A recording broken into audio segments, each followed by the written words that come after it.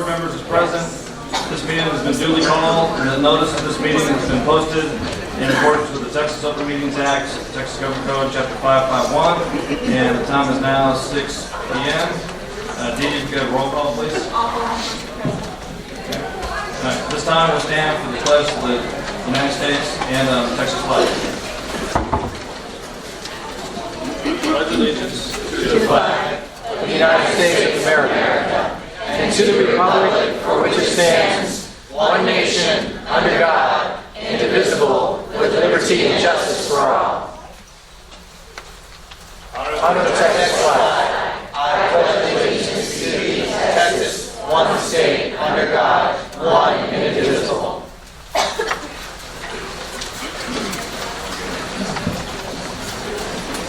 All right, I just want to welcome everyone here tonight. This is honestly probably one of the largest crowds we've ever had, certainly in this building. And are you guys all here for the roof replacement at the Schertz-based telephone? We usually have some pretty exciting topics later on in the board meeting, but I assume most of y'all are here for student recognition. Raise your hand if you're here for student recognition. Okay. Just kind of give you a big picture of what we do. This is the Board of Trustees, 7 elected officials here representing the entire school district. Here to my left is Dr. Gibson, the superintendent, and the folks down here on the front row, these are the administrators that basically manage the school district here. Each of us serves you guys. We're all here to do our best for this district, and if you guys ever have any questions or comments or ideas on how we can do things better, we're more than happy to sit down with you and visit with you. You're more than happy to attend future board meetings. Okay. As far as tonight goes, we have a few things that we're going to cover. We then will do the acknowledgement of our students, a few other minor things after that, and then we will have a natural break. And tell you what, after your student comes through, if you want to leave at that time, feel free to do so. If not, you're more than welcome to stay for a few more minutes, and then we'll have a natural break at that time, just to kind of make it a little bit smoother for everybody. So, how many of you, this is your first board meeting you've been to? Okay, so we certainly welcome you guys here. You're more than welcome to stay for the entire board meeting. Probably won't go over to about 11 o'clock tonight, but again, you're more than free to leave during those breaks as well. So we'll go ahead and get started. We also have some forms in the very back. It may be tough to get back there now just because of the crowd size, but if you have any comments, either pro or con, plus or minus on how we can do things, you can fill out those forms.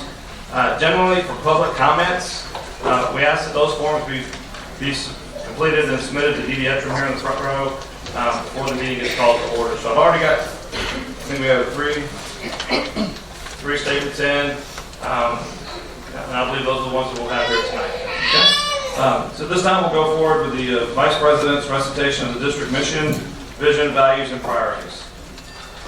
Vision: to prepare every student to be a productive citizen. Our values are leadership, character, commitment, service, and learning. Our mission statement: Schertz-Cibolo-Universal City Independent School District provides a safe, secure, and challenging learning environment through the responsible use of all resources to afford opportunities for all students to realize their individual potential and to become responsible and productive members of society. Our priorities are priority number 1, high achievement for all students, high performing and engaged workforce, and priority number 3, effective and efficient district and campus operations.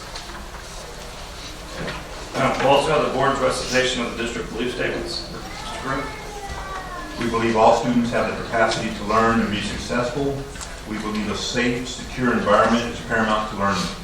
We believe that living our core values of leadership, character, commitment, service, and learning result in the ability to set and achieve lifelong goals. We believe quality instruction addresses the individual needs of our students.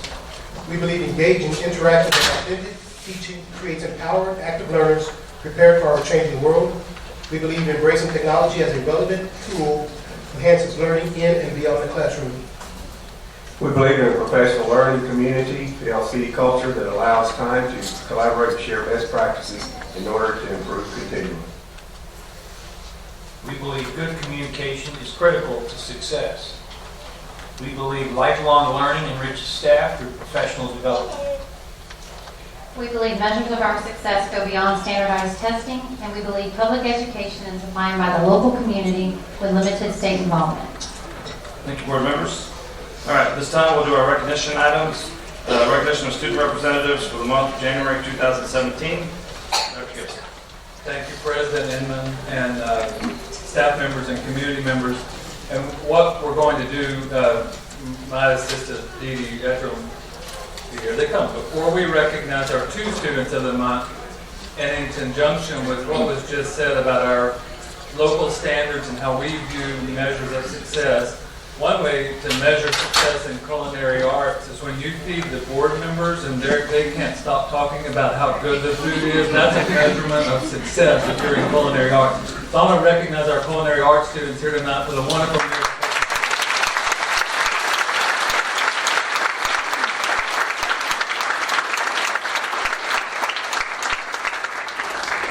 I want y'all real briefly go to the podium and just tell us who you are real quick. Give us a name. Turn on the microphone if you don't mind real quick. Y'all go up and introduce yourselves real quick.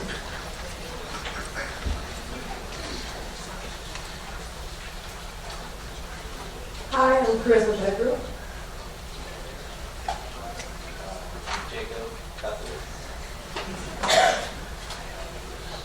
Hi, I'm Alexander Burton. Hi, I'm Madison Hansen.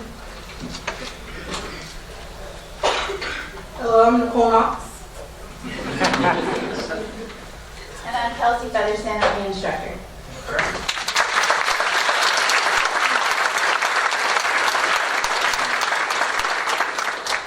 I believe all of the students and instructor are all from Steele, correct? Yes. And Mr. Peeperton, you got any comments about the food tonight? Very nice. Thank you very much, Steve. Appreciate it. Thank you. And we pulled them back in, Mr. Inman. Thank you for doing that because they're working. So that thank you all. We want to give you some recognition. That was delicious. Thank you. Go on with the school board. I'm sorry, recognition of student representatives. So tonight, somewhere in the city of faces out here is Cameron Martinez, a 12th grader at Clemens High School, and Holly Nelson, a 12th grader at Steele High School. There are students of the month from our 2 traditional high schools, and we're going to let them come introduce themselves. They have an administrator with them and maybe a sponsor. We're going to hear from them.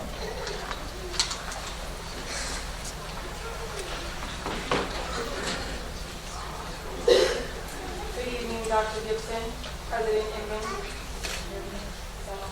Make sure there's a green light on. Good evening, Dr. Gibson, President Inman, and members of the board. My name is Deborah Ibarra, Assistant Principal at Steele High School. I'm proud to present to you Holly Nelson, who is representing the National Honor Society. Holly's family is with us tonight. Please stand to be recognized.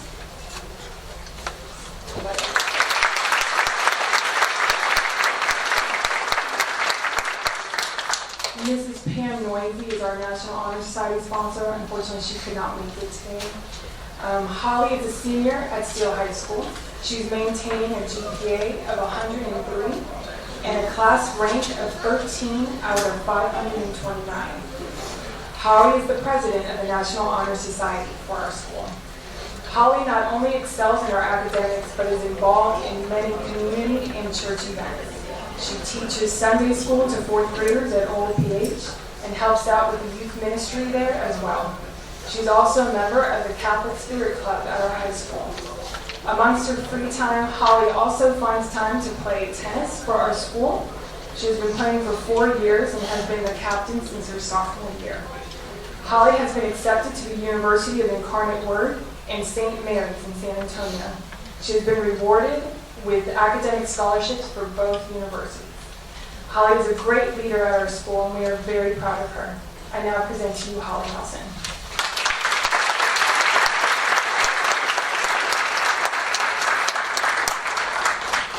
Hi, my name is Holly Nelson, as you said before, and I have been going to SCUC since kindergarten, and I have been achieving an all-A honor roll ever since my first years of school.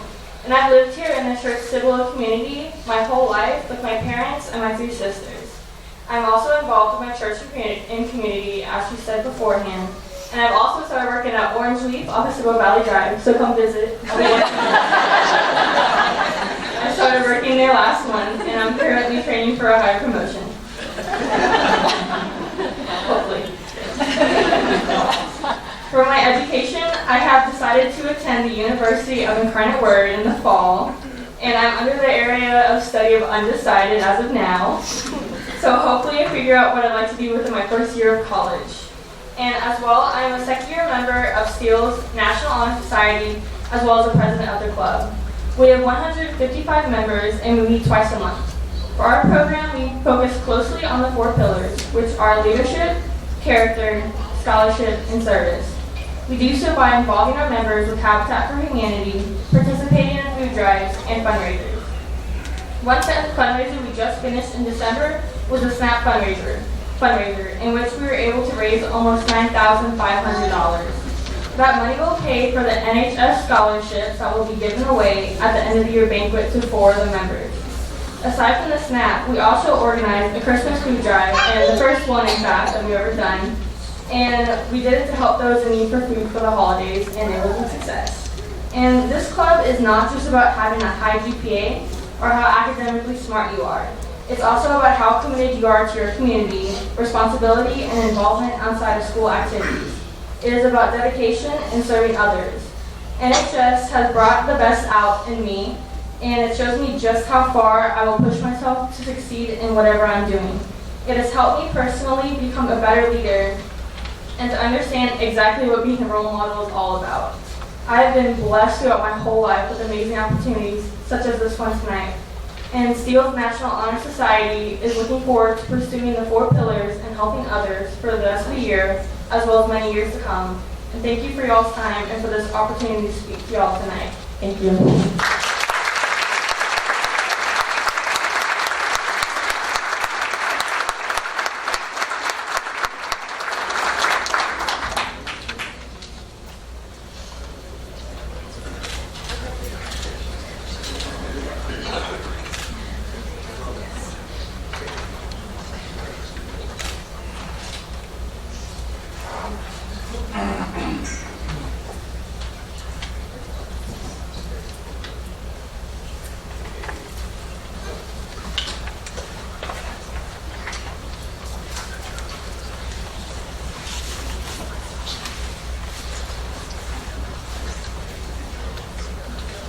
Good evening, Dr. Gibson, President and esteemed board members, family, and guests. My name is Amy Schertz-Cibolo. I'm Vice Principal at Clemens High School. If Cameron's family would please stand to be acknowledged.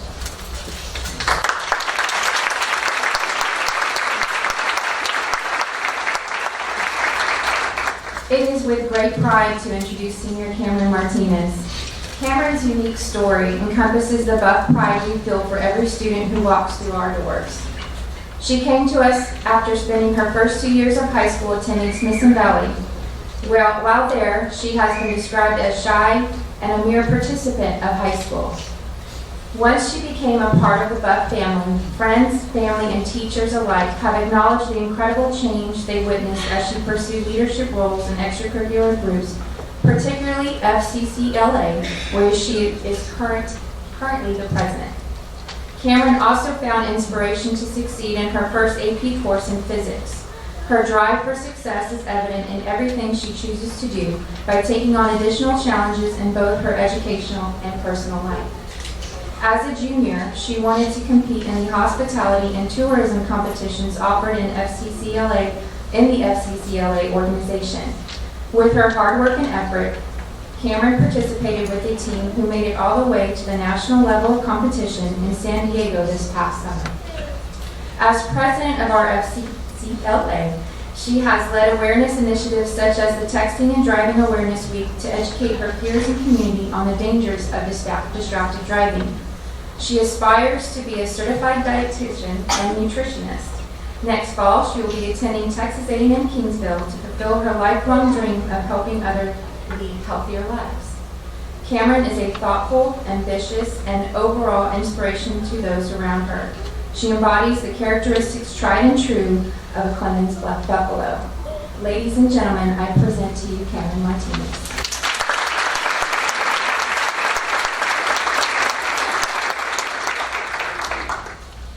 Good evening, Dr. Gibson, President, Mr. Inman, and members of the board.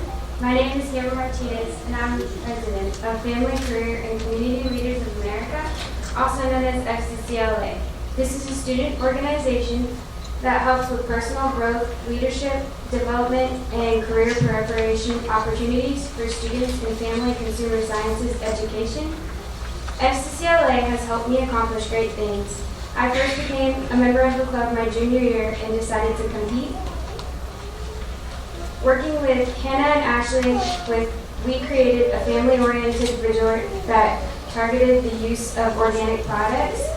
True Nature Valley was put together through research while visiting the current hospitality industry representatives. Putting forth many hours of work brought me to accomplish placement at regional, state, and nationals in San Diego. Utilizing these skills and strengths of all involved were invaluable to me. Being a part of this organization has impacted me by teaching me to always work to my full potential. I learned not to just meet the standards, but to go beyond the usual expectations of high school. In the end, hard work pays off. As I move into Texas A&M Kingsville, I aim to receive my bachelor's and master's degree in health sciences, majoring in human nutrition.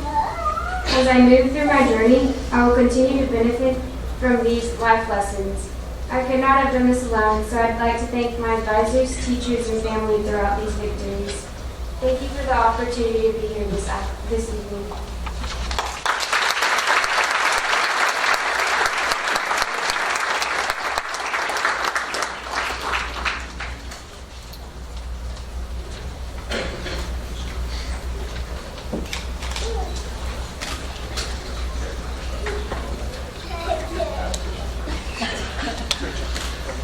We're going to take a photo with those students and sponsors and administrators.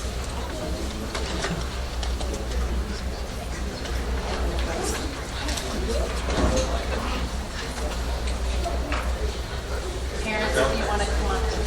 Come right.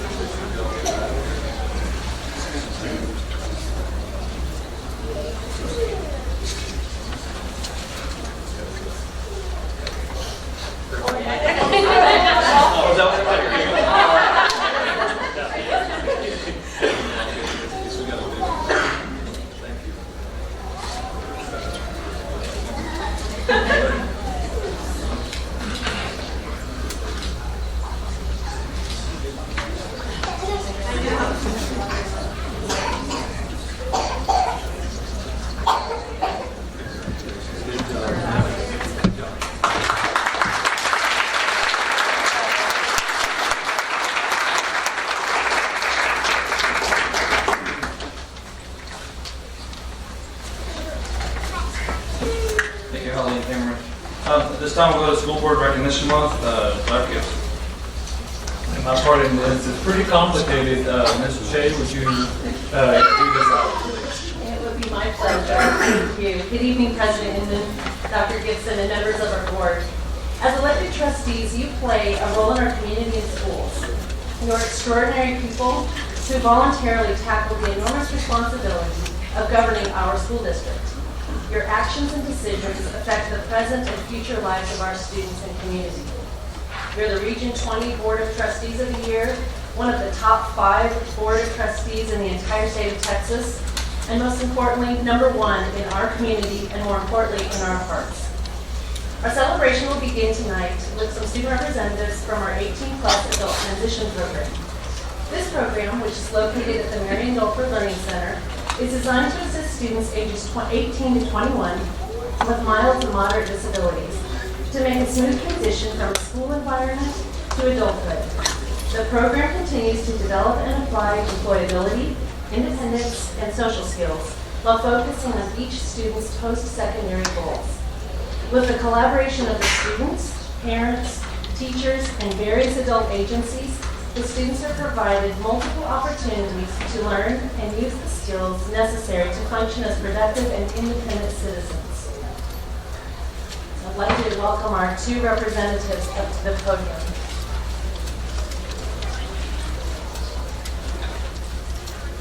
Hello, my name is Caitlin Hankins.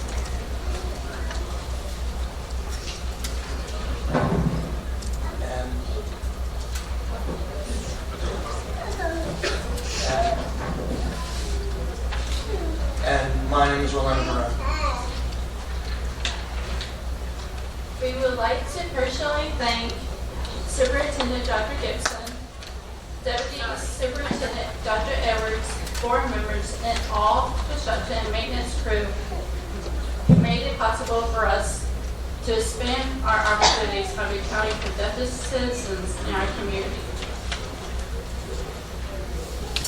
We would like to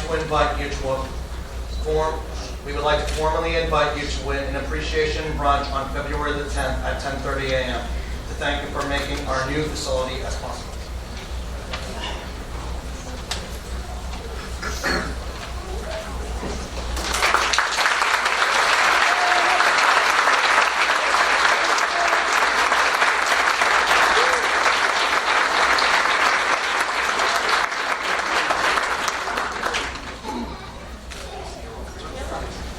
And our Kayla and Orlando's families here, if you're here, please stand.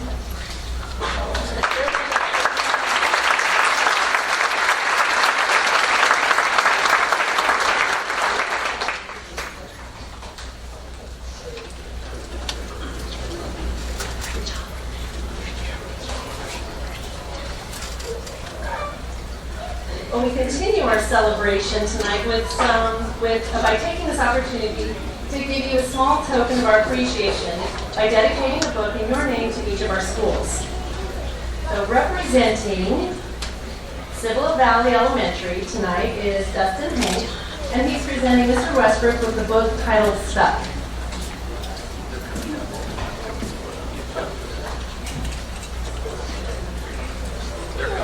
Oh, they're coming to you? Yeah, they're coming. Okay. They're going to line up right.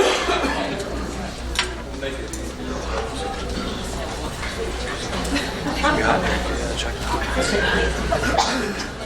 Representing Green Valley Elementary is Donovan Murphy.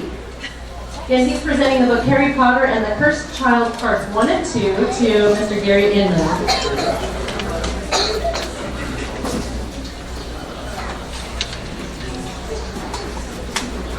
Representing Haskell Elementary is Ayanna Phillips, and she is presenting Mr. Carew with the book titled The Last Kids on Earth.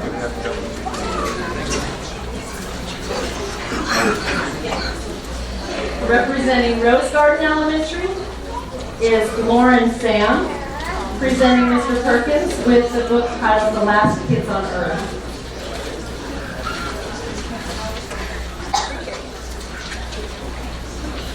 From Schertz Elementary is Michaela Ball, presenting the book The Last Kids on Earth to Mr. Mark Wilson.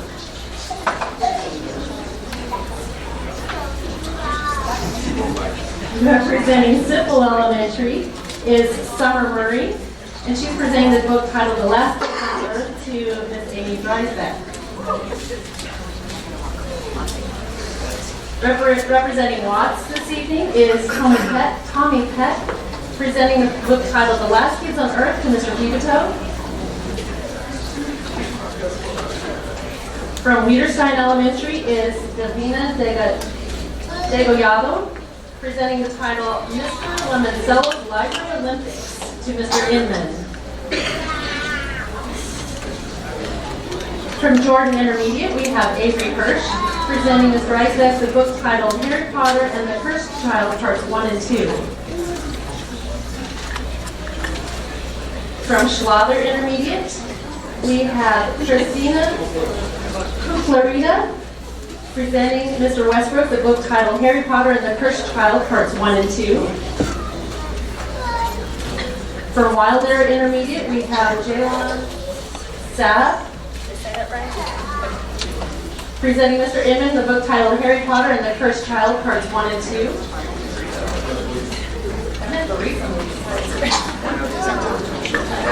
From Corbett Junior High, we have Noah Villarreal, presenting Mr. Pivito the book titled The Fever Code.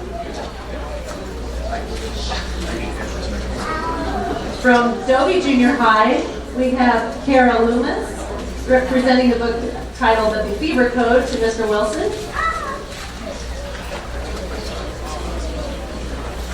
From Clemens High School, we have Cameron Martinez presenting Mr. Wilson the book titled The Firebrand and the First Lady, Portrait of Friendship by Patricia Bell Scott.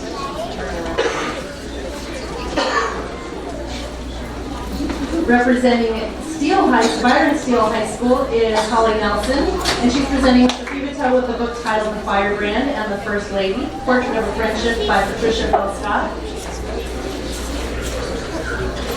And representing both Allison Steele and the DAP is Sahara Martinez, and she's presenting the book titled The Firebrand and the First Lady, Portrait of a Friendship by Patricia Bell Scott to Mr. Carew and Mr. Perkins.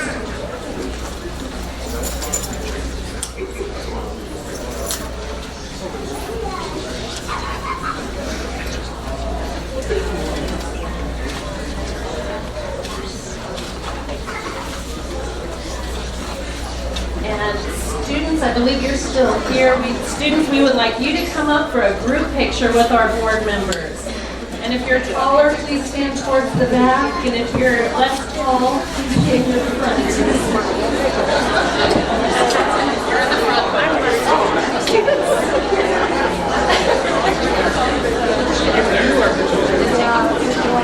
Parents, you may come up here to the podium to take a picture.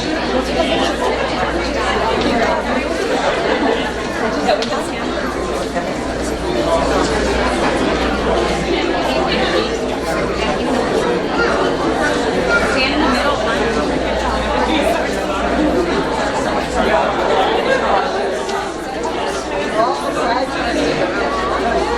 Oh my God, this is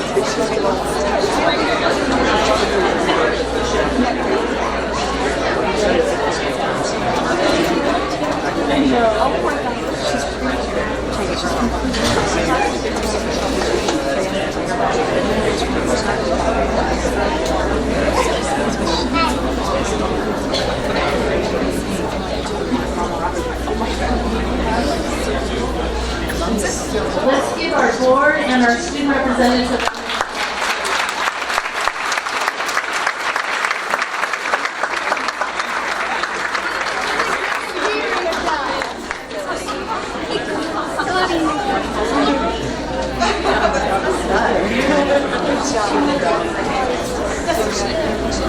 Before we completely adjourn this item on the agenda, and that's the students make their way back, let me just say a couple of words. I think they may be trying to take the library books back from you.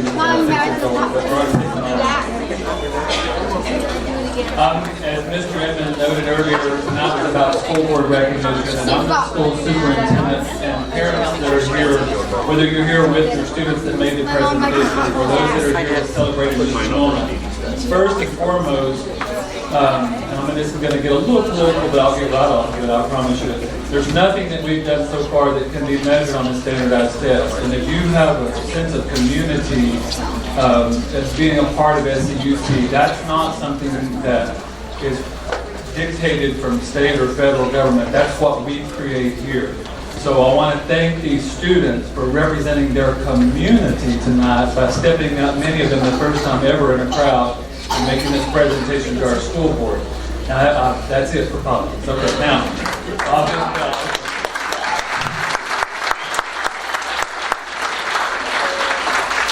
do want to say that I truly am one of the most fortunate, if not the most fortunate, superintendent in the state of Texas, because Ms. Chade she did great with the VITA or bio that she read for the board. What she doesn't know, it just came out yesterday, which was a holiday, is that our board was also named one of 5 finalists for the HEB Grocery School Board of the Year, which is a $50,000 cash prize, which is not too shabby. We don't care necessarily about that, but we'll take it if they're going to give it to us. But this board is also being recognized by HEB as one of the top 5 school boards in the state. Now that doesn't come, you say, okay, what does the school board do? This is an event that occurs every, once a month, and if you just came and you casually look at it, you wouldn't understand everything it takes to make all of this happen. And our Board of Trustees presents on a regular basis at the state and national level on how boards should operate. And if I don't take the time to tell you all that, I don't know that you'll know that. So I want you to know that this board is actually recognized, and they do training state and nationwide on what good school boards should do. So I find myself in a very odd position of being a superintendent that loves all my bosses. So there you go. Thank you all for being here tonight and for this celebration, and thank you school board members for everything you do.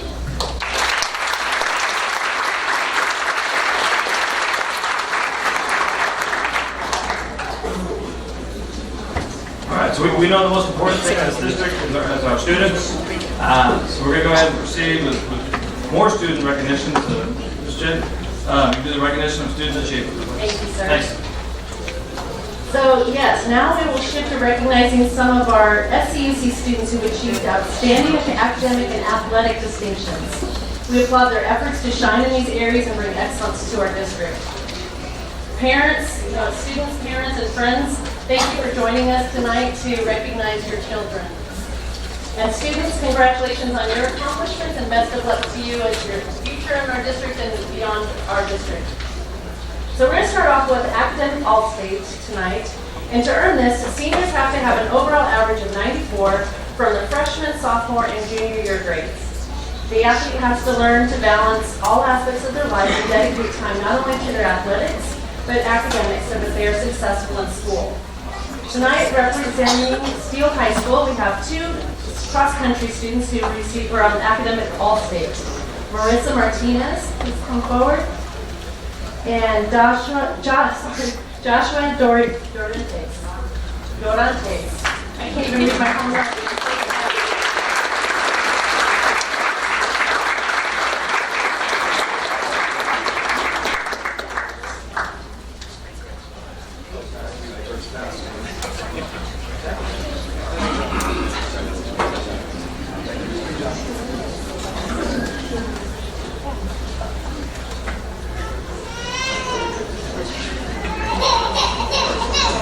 And if their parents are here, please stand to be recognized. Or wave, yes.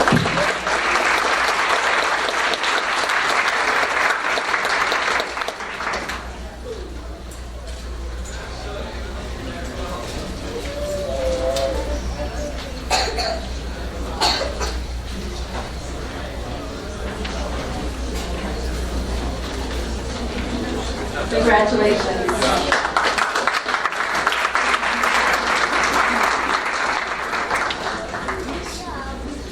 We have some other students, some volleyball athletes who received academic all-state honors.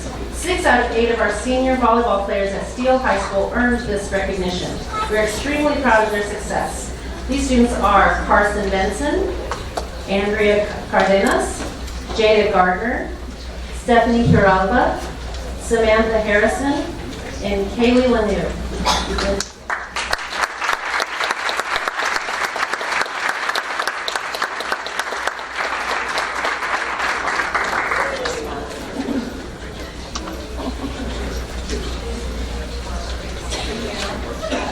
And if their parents are here, please wave or stand to be recognized, please. Thank you.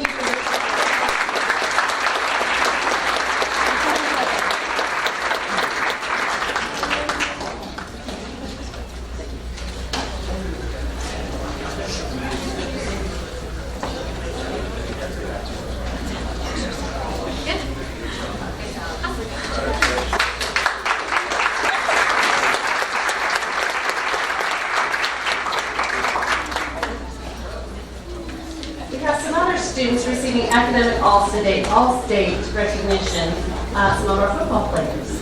The Texas High School Coaches Association Academic All-State Teams recognize high school athletes who excel in the following categories: GPA, class rank, and ACT/SAT score. The students below who will be naming are being recognized as a team member based on their scores in these categories. We applaud them for their commitment and dedication to perform with the highest of excellence academically, in the classroom, and on the field. From Clemens High School, Zachary, I apologize, Zach, if I say your last name wrong, I'm sorry, Zachary Di Domenico.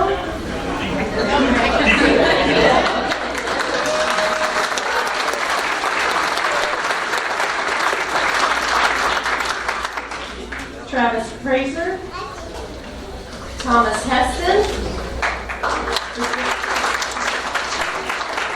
Virginia Honecker, John Morales, Hunter Neal, Justin Rucker, Fiona Scoggin, and Logan Teskey.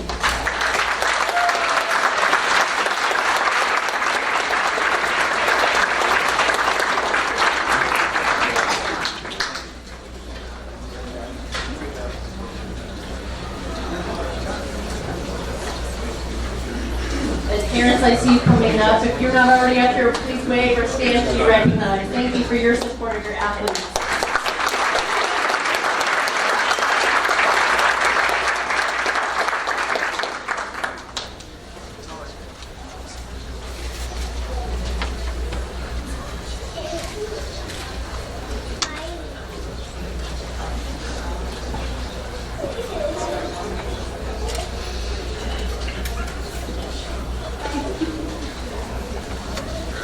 Congratulations.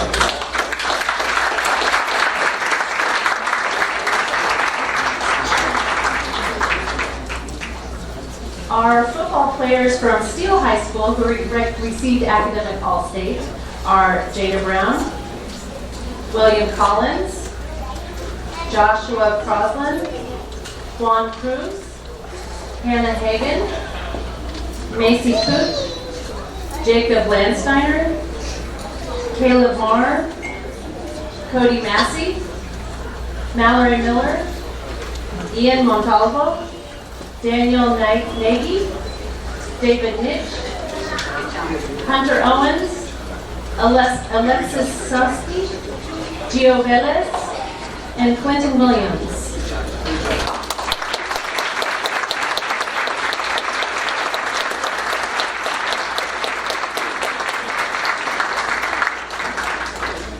Move over to the middle and get your picture taken. And parents of these student athletes, please stand or wait to be recognized.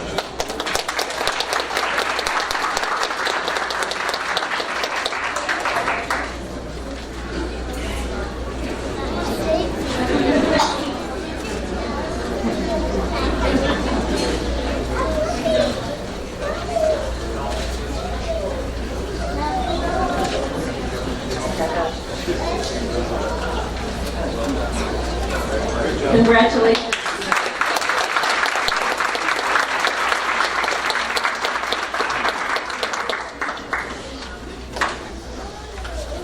Going on, our next one, football coaches pick players from the district based on regular season performance statistics. Nominees are submitted to the San Antonio Express News for voting by the Texas Associated Press Sports Editors.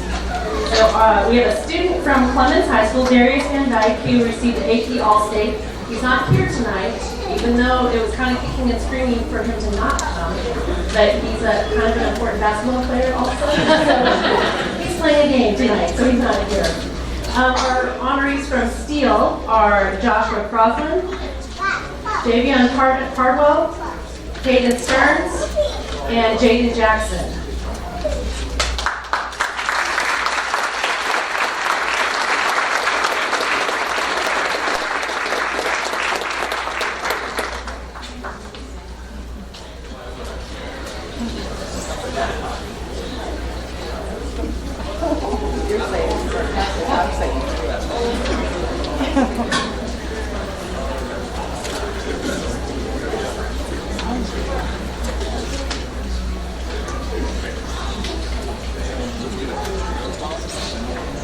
If their families are here, please stand or wait to be recognized.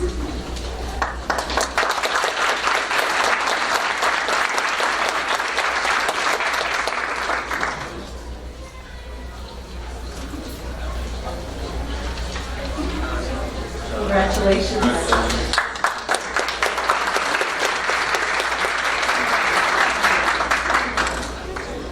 A couple more football recognitions. Our next one is Max Preps Junior All-American.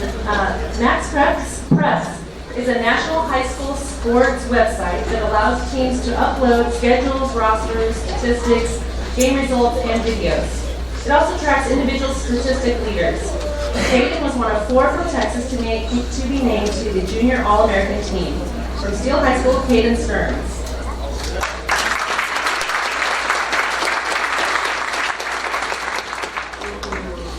And our next young man is not here tonight. He's already in college, right? He's already this semester? Yes. But he's on the Blue-Gray All-American Bowl was established to help bring national exposure to high school football players to increase their chances to secure scholarships to college. In addition, these bowls have become must-see events with college coaches from all over the country. Xavier Martin played quarterback on the West team during the Dallas Cowboys AT&T Stadium Bowl on December 22nd, 2016. And then, last but not least, we have a football team, our Steel Knight football team, whose motto and rally cry for the 2016 school year is to be elite. They undoubtedly joined the ranks of the elite with a 14-2 record, and their only losses being to the two eventual 6A state champions.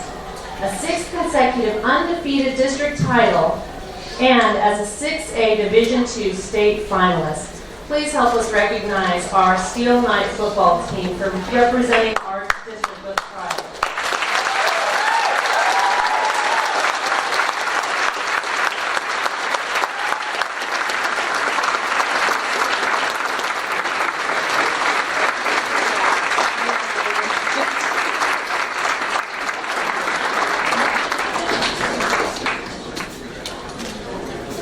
And of course, you know there are many more players. This is a small representation of the team.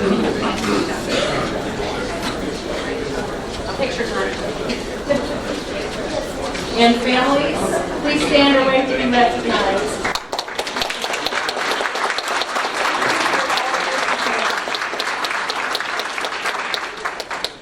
And are there any other coaches here? We've got Coach Lindhoff. Any other coaches that made it out tonight?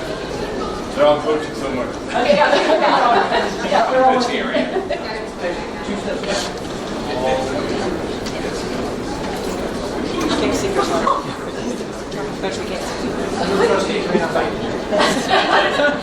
You gentlemen are tall.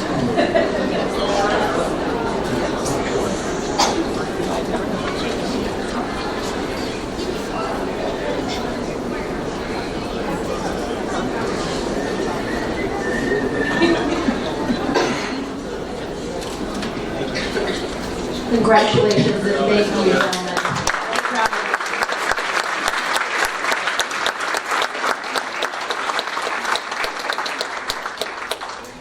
This concludes our student recognition portion. Thank you. Thank you very much, Ms. Che, and students.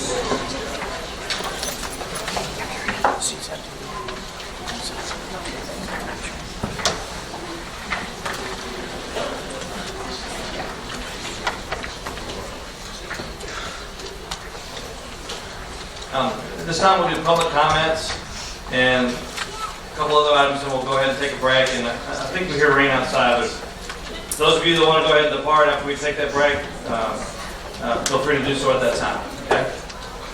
Just make sure we have the public comments in order.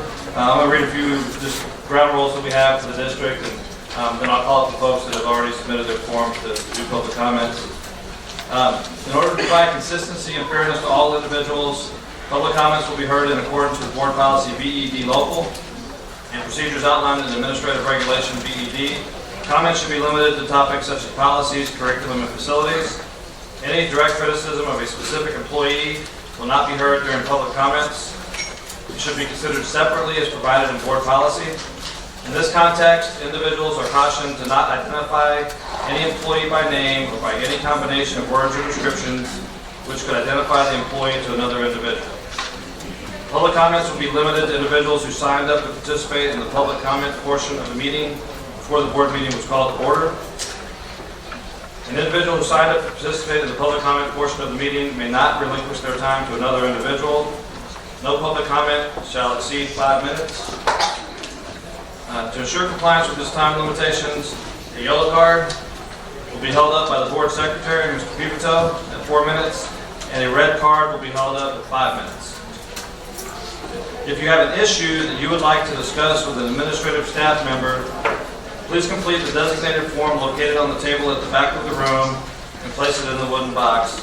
Your concerns and contact information will be forwarded to the appropriate staff member so that they can take the appropriate action. And at this time, I've got 3 individuals who have submitted to speak in public comments. The first is Haley Fahe. Hey, okay. She's a resident of Cibolo, Texas.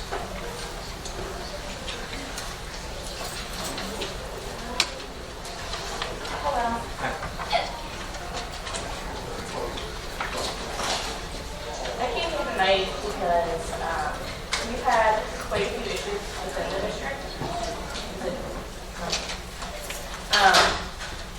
came here purely to provide information.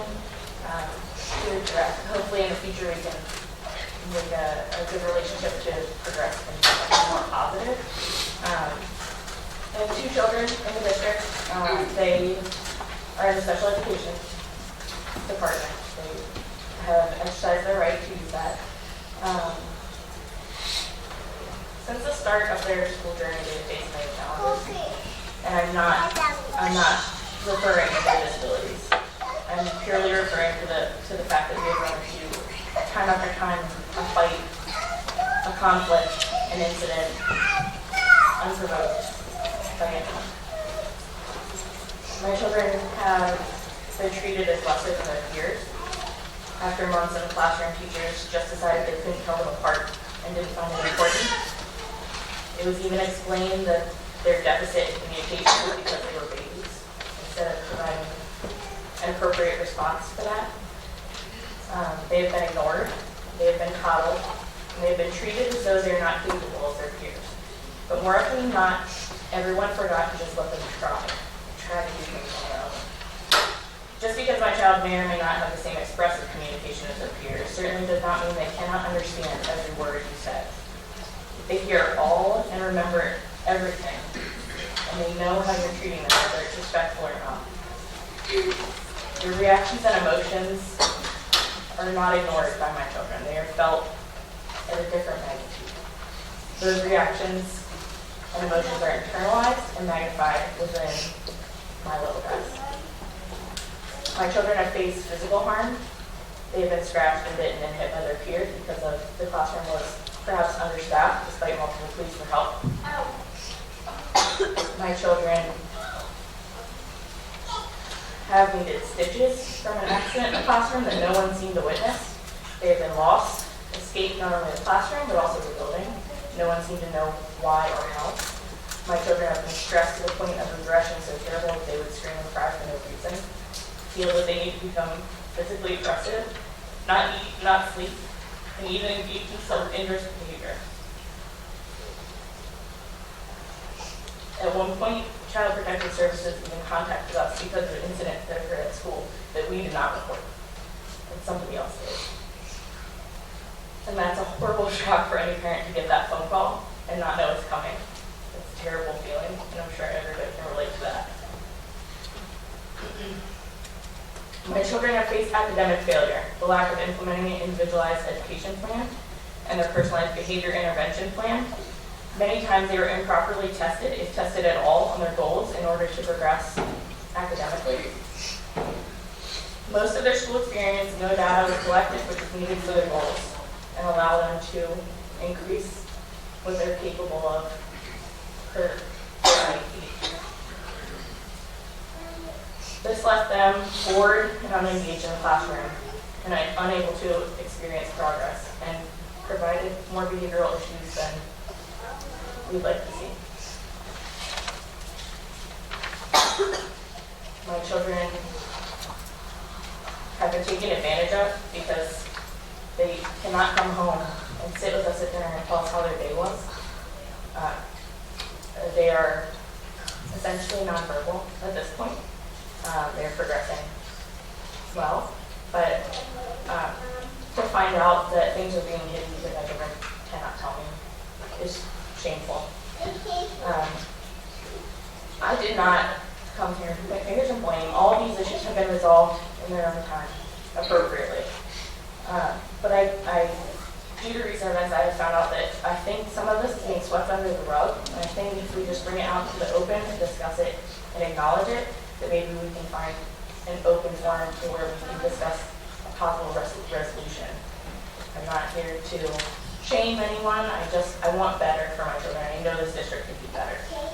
It's a great district. However, reading these belief statements, it seems that they've failed my kids so far, and that's disappointing. I want them to have the same education everybody does.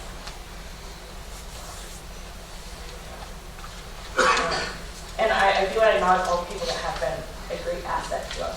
We have met some really phenomenal employees who have helped us a lot. We do want to make sure we end positive for all that as well. Thank you. Is it all good? Yes, it is. Nice.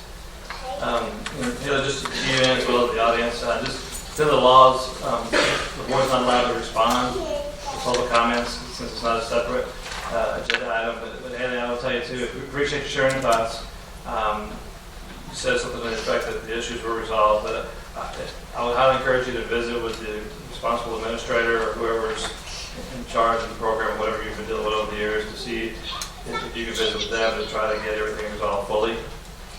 And if that doesn't work, we do have an in-house procedure to ultimately get it back to the board so that it's not in front of dozens of other people, so that we can address your issues in that way as well. But appreciate your comments. We've been to 3 different schools, so Okay. we've dealt with a lot different. Sure. Okay. Thank you. All right, appreciate it. You bet. Next up, we have Taryn Phillips from Cibolo.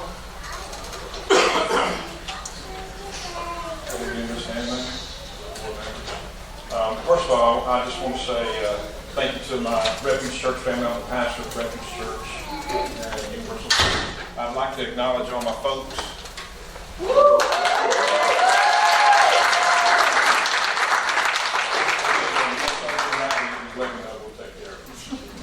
I would like to recognize them because they are a huge part of your community and making an impact as we speak.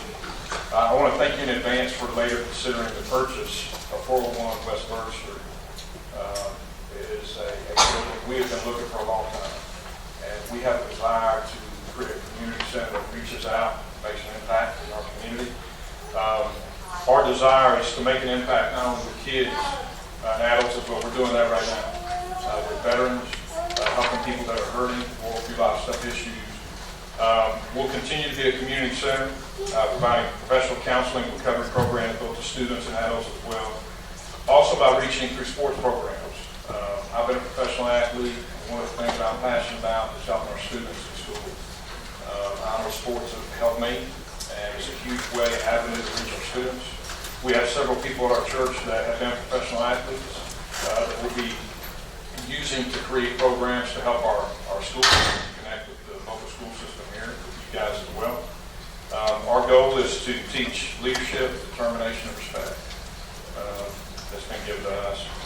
We're diverse. We have every color. We have every background. I'm very privileged to have a group of people like that come from all kinds of backgrounds, hurts and things, from every economical background as well. And lastly, I'd like to thank the elders of my church.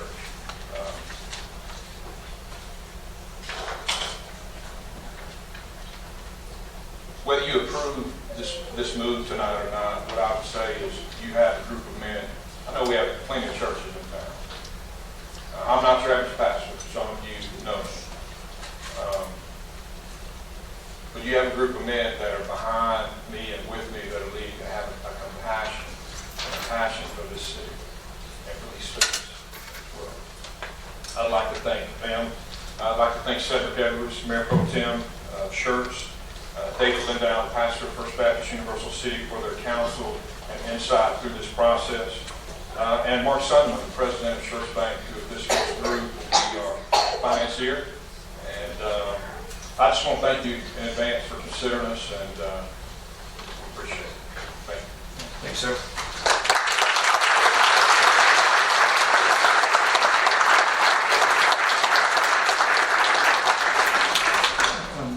Pastor, I do want to warn you and your members here that the item happens to be one of the last items on the agenda. I don't know if you want to stay all night or not.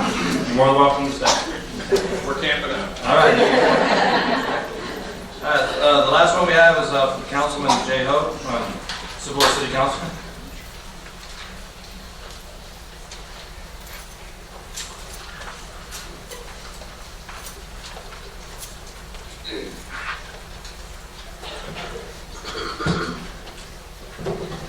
Good evening, Dr. Gibson, President Inman, and members of the board. My name is Jay Hope, City Councilman for the City of Cibolo. I'm here to speak on the agenda item concerning you guys sending a letter to the Green Valley Board of Directors. They recently had an election. One of the members that won their election had to resign the day he got sworn in because he sold his house in the district.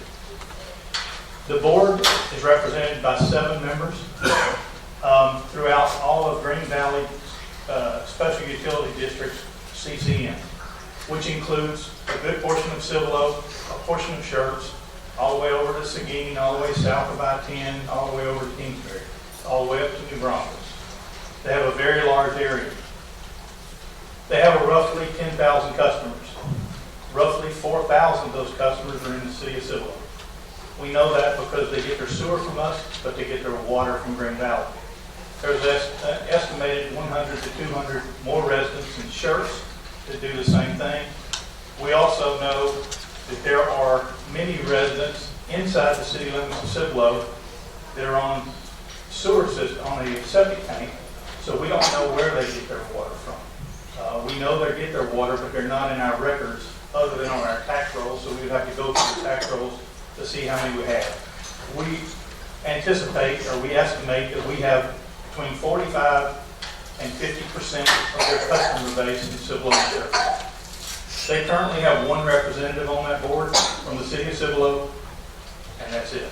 We have 1 representative from this end of the county representing that board. They have to select a member. It's supposed to happen at their February meeting. I just got their board agenda. They're accepting applications until the 27th of this month. However, they put on their board agenda for this Thursday that they may go ahead and pick somebody this Thursday, even though they're accepting applications until the 27th. So I find that quite odd. But we have 2 people from the city of Cibolo who have applied, and I believe there's 1 from Schertz that's going to apply. And we would like for you guys to consider sending a recommendation letter to the city of Green Valley SUD, recommending that we have better representation on the Green Valley board. You guys are customers of Green Valley, as are we in the city of Cibolo. Our fire station number 2 is actually a Green Valley customer. So I would appreciate if you would consider Mr. Inman's item this evening, and thank you for your time. I'd also like one more thing to introduce our newest Mayor Pro Tem, Mr. Jim Russell.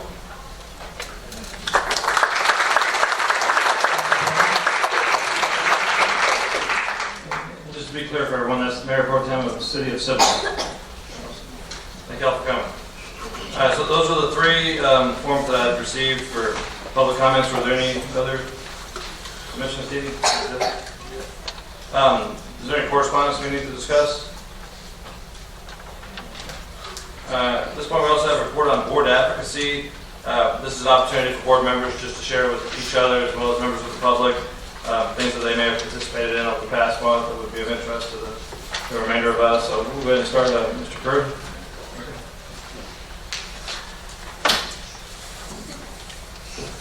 We happen to attend, me and several board members happen to attend the Exceptional Governance Conference up in Austin. I'm sure others will talk about it, but it was very informative. It was hosted by TASB. During time, learned a lot.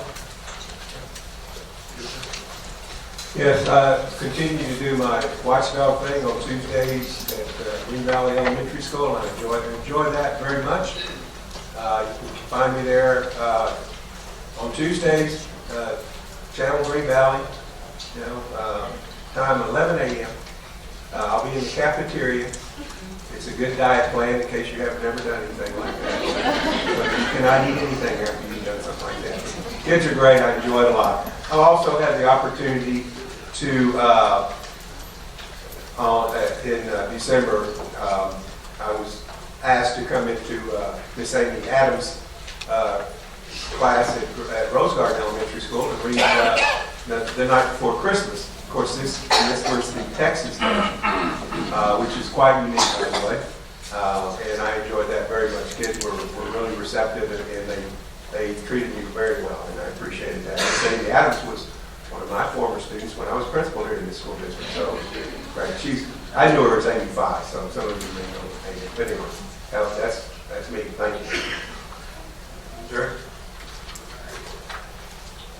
I attended the Finance Committee meeting and the board meeting for the communities and schools. We're represented, it's South Central Texas, so we meet in New Braunfels, but it covers Kamala ISD, New Braunfels ISD, Marion ISD, and Schertz-Cibolo-Universal City ISD. And we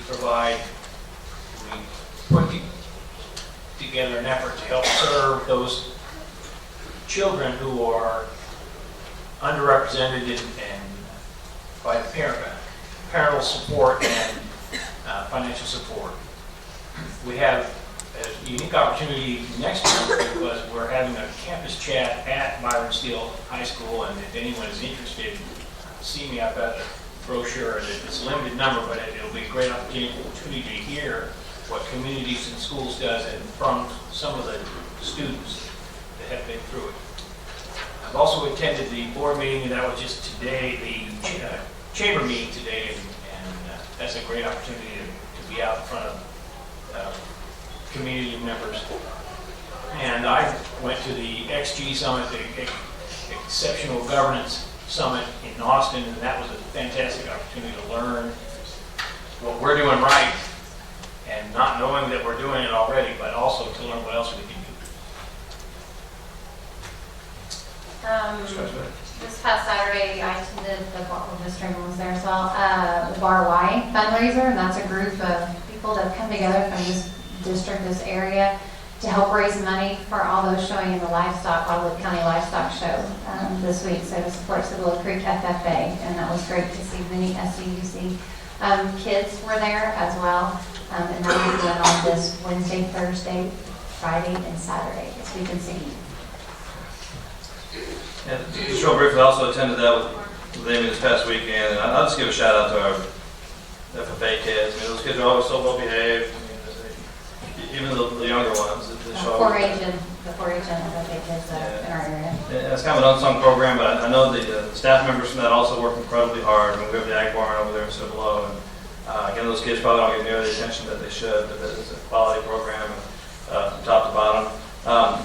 Also attended the governance program with Mr. Westbrook and Mr. Perkins, but before that, the week before, the Texas Education Agency had a 2-day seminar sponsored by A.J. Crable, and I don't know if he's a friend or an enemy of public schools necessarily, but he's kind of out there doing seminars for the bottom 5% districts, I call them, and trying to get them to change the way they do things. And I just thought of interest, I'd go to that just to see what he's telling them. Hopefully we never get to that point, but he's talking to them in terms of just the impact that a school board can have on student achievement. Impact good and bad.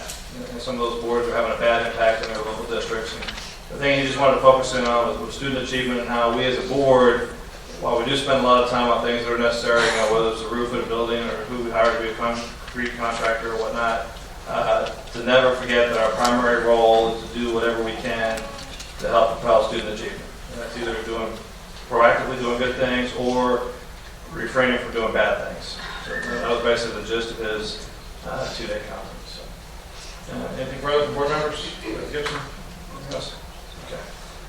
All right. That being the case, it's now 7:04. With the board's permission, we'll take a 10-minute recess, and we'll reconvene back here at 7:15, and go ahead and proceed with the meeting. Okay. 7:15, the board is going to continue on with the board meeting. Next item we have for board discussion, ESC Region 20 overview of the AQF ratings and board consideration of related resolutions. Gibson and Dr. Goldmark. Good evening. Yeah, we have invited Dr. Jeff Goldmark, a resident of the city of Schertz, and also the executive director for ESC 20 to give a factual presentation. So I just want to really encourage everyone to not shoot the messenger. If you have strong feelings, not saying you do, but you might have strong feelings. He's here to just educate us tonight. Seriously, not necessarily in support of, or he's just a part of the organization that helps us understand this system. We appreciate him being here tonight to help us understand. Thank you.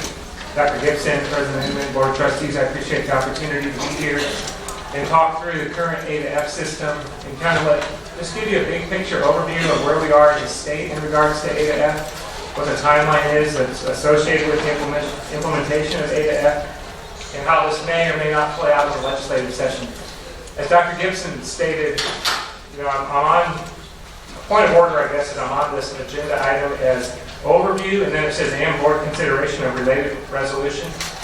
The resolution is separate, complete, separate agenda item specific to the board. I'm here just to share the A to F information. And Right. I'll share the resolution. Okay, thank you. Okay, so I think it's good to start with kind of a big picture overview, where we are and how we got here. So the last legislative session, House Bill 2804 was passed. And in that legislative session, there was a call to form a Texas Commission on Next Generation of Assessments and Accountability. And the purpose of this commission was to really look at the state of Texas, our assessment program, and the current accountability system, and to get some input from key stakeholders across the state about where do we want to head as a state in regards to assessment and accountability, what are the roles of assessment and accountability in the state of Texas. And out of that, what the commission had to do was to send this report to the legislature for consideration. And there are actually elected legislators on the committee. The committee was chaired by our neighbor here, Comal ISD, Kim Andrews, superintendent. And there were 9 recommendations that came out of that. One was to consider an individualized integrated system of multiple assessments using computerized adaptive testing. That's one recommendation. Number 2 was to allow the Commissioner of Education to approve locally developed writing assessments and to do away with the STAR writing as it exists. Number 3 is to support the continued streamlining of the TEKS, the Texas Essential Knowledge and Skills, so to get us to a place where there are fewer standards that our teachers are responsible for teaching and our students to learn.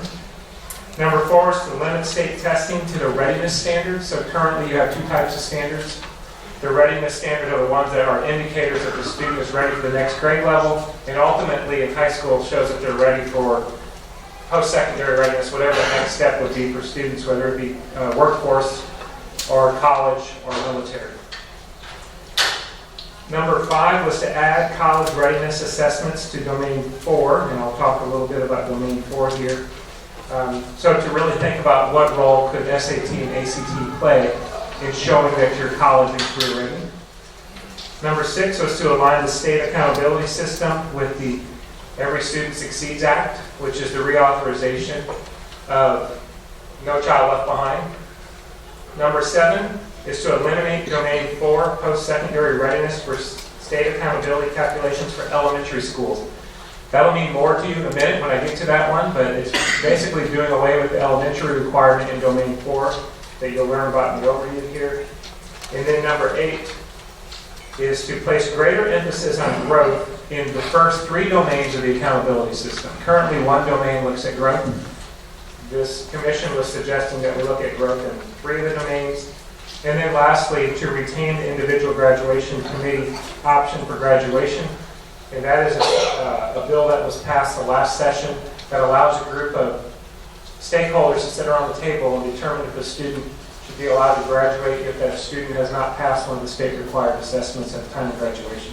So those are the 9 big kind of recommendations the commission put out. And the reason I'm starting with that is because that occurred in the same bill that required us to implement an A to F system. So the A to F system looks like this today. So this is in development with an implementation date of 2017, 2018. So Domain 1, so let me just kind of walk you through. Domain 1 is student achievement. And that's what we think about when we think about the tax test that came before STAR, the cost test, teams, tabs. It's just overall how our students are performing on the state assessments. Number 2 is student progress. So how are students progressing from one year to the next? Number 3 is closing performance gaps. How are students doing? How are we doing in closing performance gaps of subgroups? So low socioeconomic is one in particular that we're looking at here. Number 4 is post-secondary readiness. So how ready are our students for post-secondary options? Again, that's entering into the workforce, entering into a 2-year or 4-year, or enlisting in the military. And then Domain 5 is the community and student engagement, and that's the one that every school district in the state of Texas determines and sends out a survey and gets feedback from stakeholders, and then you determine your rating on that particular domain.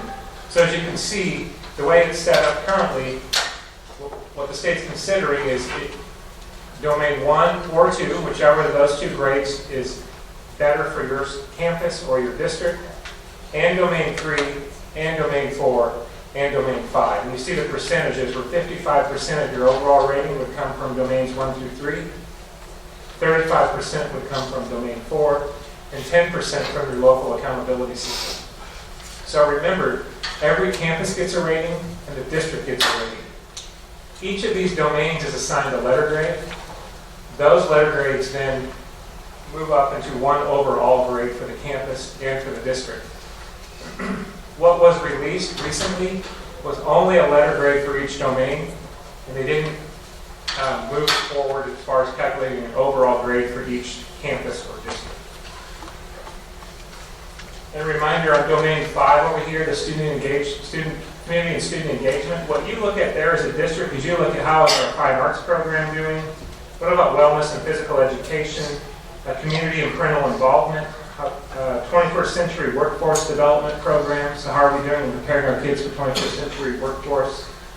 Second, language acquisition opportunities, so that would be like the dual language program that you have here. Digital learning environment, so how are we equipping our kids to be able to live in a digital age, digital environment. Dropout prevention strategies, how are we doing at preventing dropouts and how are we doing recovering those dropouts. Education programs for GT students and compliance with statutory reporting and policy requirements. So you look at all 9 of these and you gather some data locally and then you assign yourself a grade for that domain 5.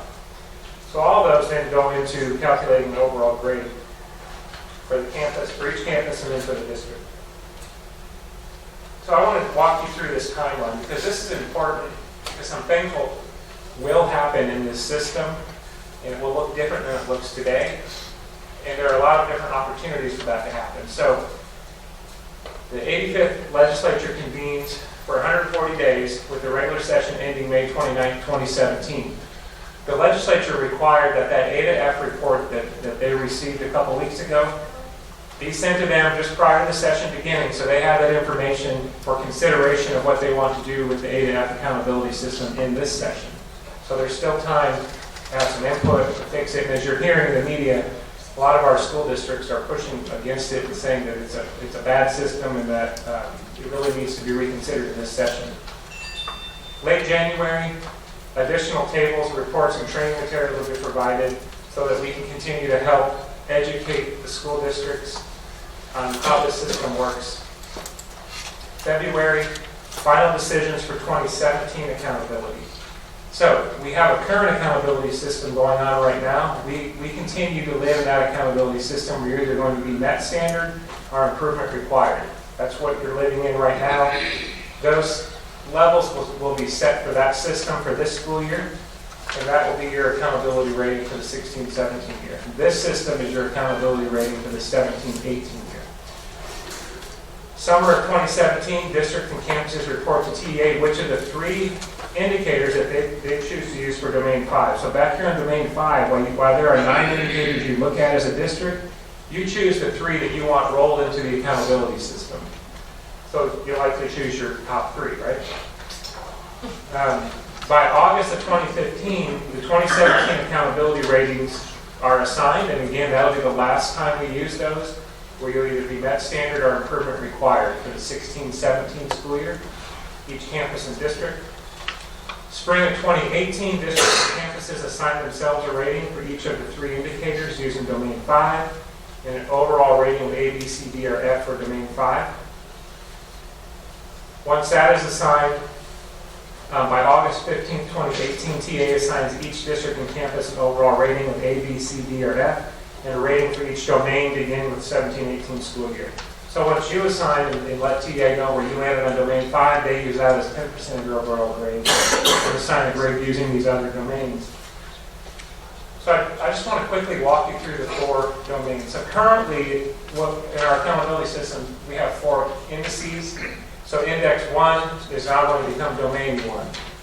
And I want you to focus on the red letters here, okay? So student achievement, what they're going to look at is STAR, grades 3 through 8, and into course star scores basically. Currently, the levels that we use are unsatisfactory, satisfactory, post-secondary ready, and advanced. What's being proposed right now is that these move to the right-hand column. So does not meet, and then I think you could put grade level behind that. Approaches grade level, meets grade level, masters grade level. There's a lot of pushback on this language right here. CASA just released something today indicating that they think that this miscommunicates to our public, because the public might read this as if you're satisfactory that you're just approaching grade level, when really satisfactory means you're on grade level. So again, these are just out for discussion right now, but this is what's being proposed as of today. Index 2 currently will be called Domain 2, and what this looks at is progress. All right, so STAR progress and progress for our English language learners. So basically what this is looking at is standardized test scores, how do students perform from one grade to the next, but there has to be a beginning grade level. So when you're a third grade, you could have a third grade reading score at STAR, and then a fourth grade reading score, and you can see growth.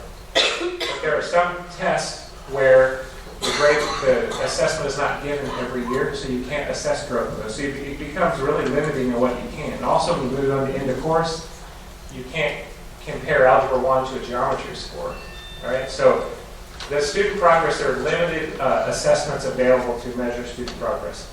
That's Domain 2. And the way this works is, here's a graph that you could kind of help you understand how this will work. So if in third grade you were at approaches, and you hit approaches again, that's your expected growth, so you get 1 point. If you move from approaches up to meets, then you get 2 points. So if you move up 2 steps on the ladder, you get 2 points because you exceeded your expected growth.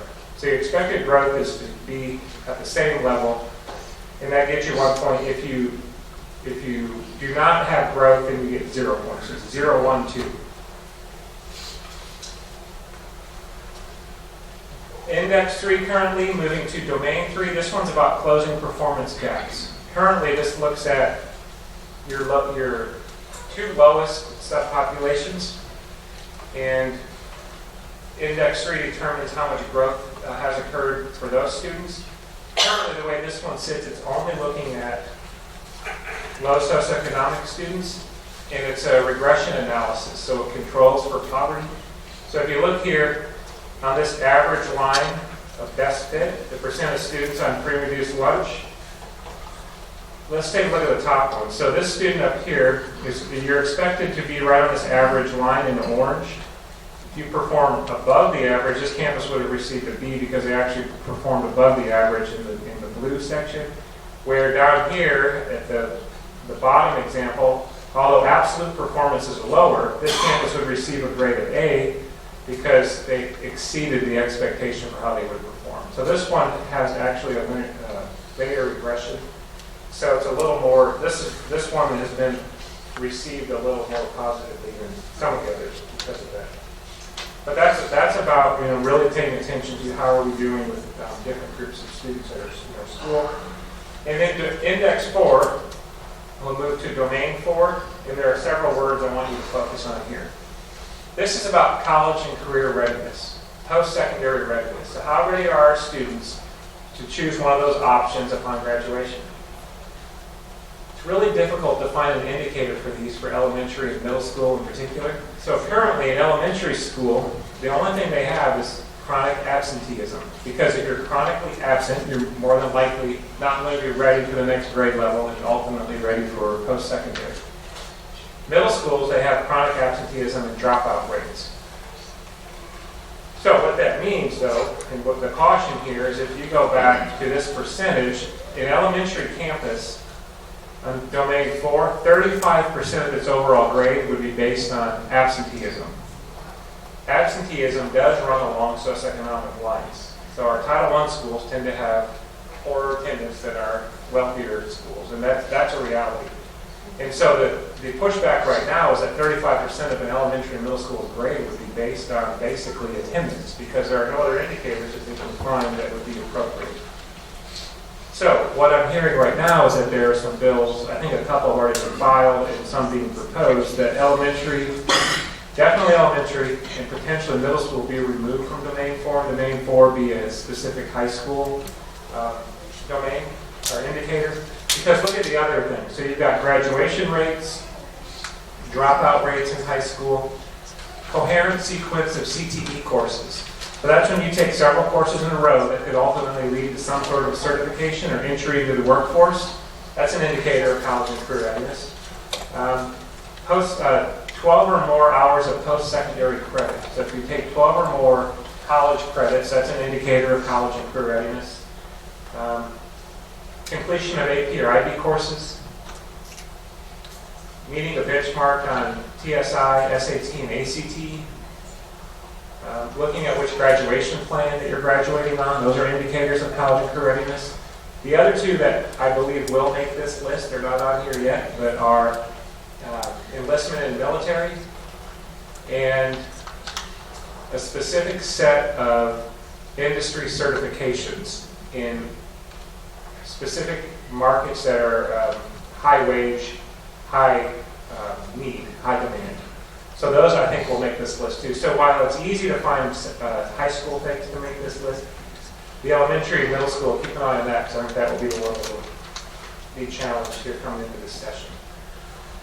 And so the way this would work again, so your elementary schools only on absenteeism, middle schools on absenteeism and dropout rates, where high schools have graduation rate, graduation plan, and then graduates who meet any one of these. And you see how this is broken up. So for the high schools, 10% of their, because remember, 35% goes to domain 4. So for the high schools, 10% of that would be based on graduation rates, 5% on which plan the students are on, and the remaining 20% is on whether or not they do any of these items over here on the right. And I believe, again, you'll get enlisted military and industry certification added to that list. So that's domain 4, and that's one that Texas Workforce Commission and Texas Higher Ed Coordinating Board are very interested in this one. And it's aligned with the 60 by 30 plan that the TEA, Higher Ed Coordinating Board, and the Workforce Commission are working on together to really meet workforce needs in Texas. So again, this is a work in progress, and I think when you read the commissioner's release, that's what he talked about. This isn't done. We're working on this. He has his hands tied on several things here. He doesn't have a lot of flexibility in what he can do. He has some flexibility in what can go into domain 4. He does have to address closing achievement gaps in student progress or requirements that he has. So without a bill to change some of this, this is what will be implemented. And so I think that's where a lot of our boards are really looking at a resolution to really communicate to state legislators where they are in regards to state accountability. Again, there's our timeline. There's still time to act. As of today, that's where we stand. So I'm going to pause. I went through a lot right there, but I'm happy to answer any questions. If you get too deep in the weeds, I'll probably have to defer to one of our specialists, but I'll try. Thank you, Dr. Goldhorn. Any board members have any questions? Yeah, this isn't about our own specific ratings, but just the rating system as a whole. Yeah, so here's a copy of the resolution that was just referenced, just for your reference, and I'll just, because of limited time, I'll go down to what was just said, that the resolution, there are all these whereases, and I won't read all of those, but a lot of it has to do with the fact that you just gave probably the best and most succinct explanation of this that I've ever heard, and it's 15 slides in a slide deck with full, it's just every screen is full, and that's the most succinct. Would you agree? That's as pared down as you can get it. So a lot of the whereases in here have to do with something that complicated. Whereas, I guess there was an understanding that we thought the state and even federal government was supposed to tell us whether we either met a standard or not. In other words, we're here to only intervene because you haven't hit a certain standard. Not, we're going to give you that, and we're going to give you about 47 other measurements about what we think, is the way things ought to be. So that's my characterization of this resolution. It's basically just an overreach. I'm not going to, talk politics here any more than I already have. And I'm not going to reveal my politics, and this might shock some of you, but some of my favorite quotes from when I was in high school and early college was from Ronald Reagan, because he was the president at that time. I remember two of them in particular. One of them was after John Hinckley attempted assassination on him. They were wheeling him into the hospital, and he was still coherent. They were about to put him under, and they said, Mr. President, you're here because you've been shot, and we're about to do surgery on you. And he said, I hope you're all Republicans. That was his comment from the table as he was going in, which the doctor made a very good comment. Today, sir, we are all Republicans. So they did surgery on him. He also talked a lot about government overreach. And I just remember thinking about that, not really understanding that. And when I look at this, I can't help but wonder if something like this is what he was thinking of. That you got a set of rules, 50, 60, 70 rules that you have to hit when here sits a school board that was democratically elected, and I thought it was y'all's job to tell us whether we were doing a good job or not. So that, I'll just leave it at that. I provided the resolution. Dr. Goldhorn did not. Everyone saw that. It came out of my hands to the board. If the board is inclined to do something, I hate to say this, but you almost have to take an overreach step. Even if you are inclined for them just to tweak it, because of statewide government doesn't move in fine-tuning, it moves in these big, not like a sniper, it's more like a bomb. You got to blow up the whole thing, and then ask for it to be rebuilt. And I hate that that's the way it is, but that's really the way it is. That's why this resolution says repeal it all and start over. If you want to know, that's why it says that, but that's why. It's just saying stop it and let's start this discussion over. I'm not above or beneath saying something that might sound a little political. Anybody that knows that. But, the thing that slays me on this system that they have come up with, it's like they don't want to put too much work into it. We're just going to do enough out there and see how that works for a little while. Then we'll have to fix it. So that's great. That's fine. The thing that really slays me on this, though, is that we get condemned by certain state representatives and state senators for being a one-size-fits-all system. We're told that all the time. You guys need to do different because you're a one-size-fits-all system. And yet, what do? They come out with a rating system that tests you for being a one-size-fits-all system. And if you're not a one-size-fits-all system, then you get knocked down for it. So my question is, what do you want? Do you want us to be a one-size-fits-all system? Then quit rating us like a one-size-fits-all system, because when you rate a school district based on one test taken by a large group of students who various backgrounds, everything else. Now, our students really do well on the test. They do. But they don't get credit for it because it's one test, one day, and that's what they get rated for. They get rated for it, the schools get rated for it, and the district gets rated for it. And it's beyond me why they want a one-size-fits-all system, because that's what they have here.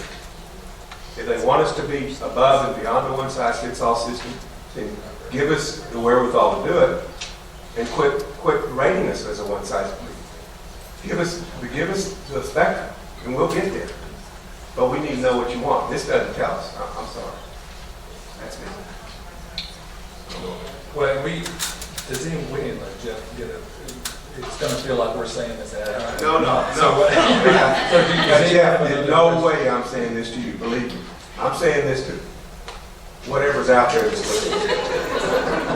We do think, and you can, if you want to, in case there's any other comments. We do. That was a very, very succinct. That's about as succinct as I've seen it done. So well done, and thank you for that.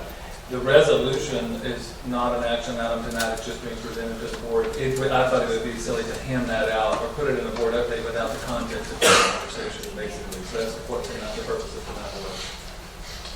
Can I just say two things? Well, I'll try to be brief. I look at our two last belief statements, which is we believe the measure of success goes beyond standardized testing. And I sat in this room many years ago and was a parent participant there with educators And that is what our community feels like. And if you look at Mr. Goldbarn's, the star was highlighted, I don't know how many times on that standardized study. And the second one is, it's defined by the local community, and we get a sliver of 10% is looked at that community engagement. So I am all for the resolution because I feel like unless we've got to speak up where the local community that's represented and we don't agree with that, then, you know. And I know there's going to be people that move here and go look at that A through F system, and that is not what our schools are reflective of whatsoever. I've worked a ton in Oklahoma as an educational consultant, and it has ruined that state because they're on an A through F system. So that's how I feel about that. You know, and we did relatively well overall. It's just beyond me why we have to go through that. You know, and you're right. The thing that's going to happen is that somebody's going to look at that not knowing anything about our school district, and we're going to be judged by that. Our students are going to be judged by that, and that's wrong. It's just flat out wrong. Okay, so the intention tonight was to be able to ask Dr. Goldhorn detailed questions about the program itself. So we're looking to have this back on the agenda for next month. The legislative session is already beginning, and I know plenty of other districts around the state are already signing up on this. But does anyone have any objection to bringing it back on next month's agenda? And again, that'll give us a little more opportunity to think about how this impacts us, how it's impacting the state, and then if we've got more questions about the resolution itself, we can certainly cover those. Everyone okay with that? Yes. It'll give me time to think of some big words to use. I think in this presentation, I think your presentation, it said February 17th, 2017 is when they're going to come to a final decision, or what day in February? Does that fall before or after our school board meeting? Well, that's for accountability decisions for this year's accountability using the existing system. Okay. So those decisions are specific to 16, 17. Okay. And I want to mirror what Dr. Gibson said. I read a lot, and Dr. Goldbarn, that was a great explanation. Many people should see that because that was straight to the point, explained everything. Well, you know, the agency was charged with putting together an ADAP system that was simple, that parents and community could understand, but then it had all, to your point, Dr. Gibson, had all of these pieces in that were required, which made it impossible to put together a simple system.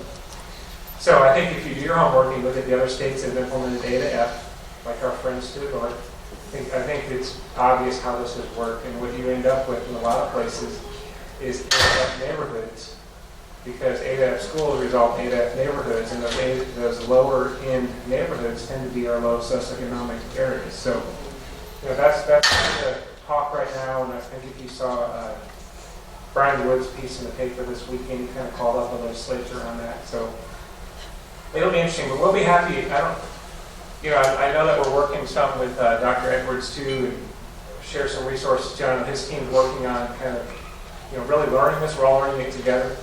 But if you do want to do more of like a work session, get into the weeds a little bit on it, we're happy to.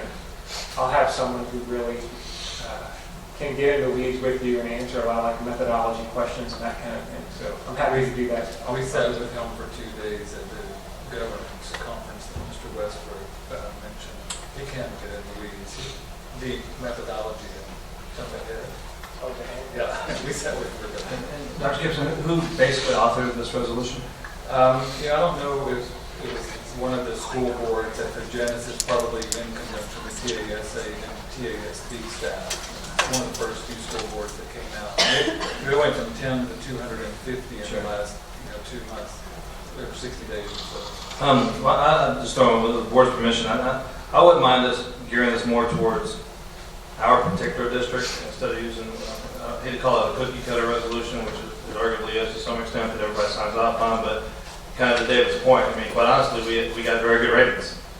So we can sit back and say, well, we got good ratings, let's just let this slide, but this is more about looking at how this impacts the whole state and how it truly affects us to some extent too. So to plainly state that, although we're not complaining necessarily about how we were rated, necessarily, we find that the system isn't as good as it should be. Right. So actually go through it and put some things that are specific to us. Yeah, I think more credibility, I would call it. Well, I think that what I've heard were two things tonight that I think resonate with me. What you just said, and then our already adopted belief statements that were done through a community process. I think adding those belief statements to this localize it for us. Everyone okay with that? Okay. All right, before we move on to the next item, I just want to introduce a special guest.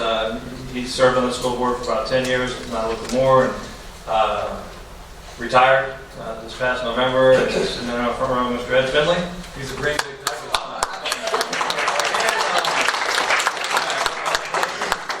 No violence for anyone here. We're a safe and secure school system. Can you show everybody the jacket that you wore up here? Hold it up high. Be proud of it. Yeah, be proud. I can get it to work right. Well, I'll just put it on. It makes it. Now we can help you put it on. Anyway. All right, sir. There we go. All right. I've been a packer for 8 years old and not giving up now. So. Yeah, trust me, he didn't just jump on the bandwagon. I don't think I ever see him without some Green Bay type or something on it. So.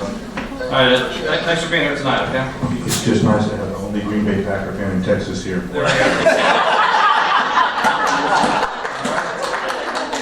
And you need to shop at another store. There's one more. Raise your hand. She'll be up later in the presentation. You can take your shot. All right, thanks, Ed. Next item is the report on the 2014 to 2018 strategic plan report, priority 1. Dr. Edwards. As we're shutting down, I also want to take the opportunity, as he's exiting, to thank Mr. Goldhorn, not only for tonight, but obviously this is going to be a recurring board meeting agenda topic, so we'll just see you at each board meeting. No, we really do appreciate Dr. Goldhorn coming up, not only just from his representation from the Service Center, but we take our community partners and collaborators very seriously. The Service Center is one that we have a great working relationship with.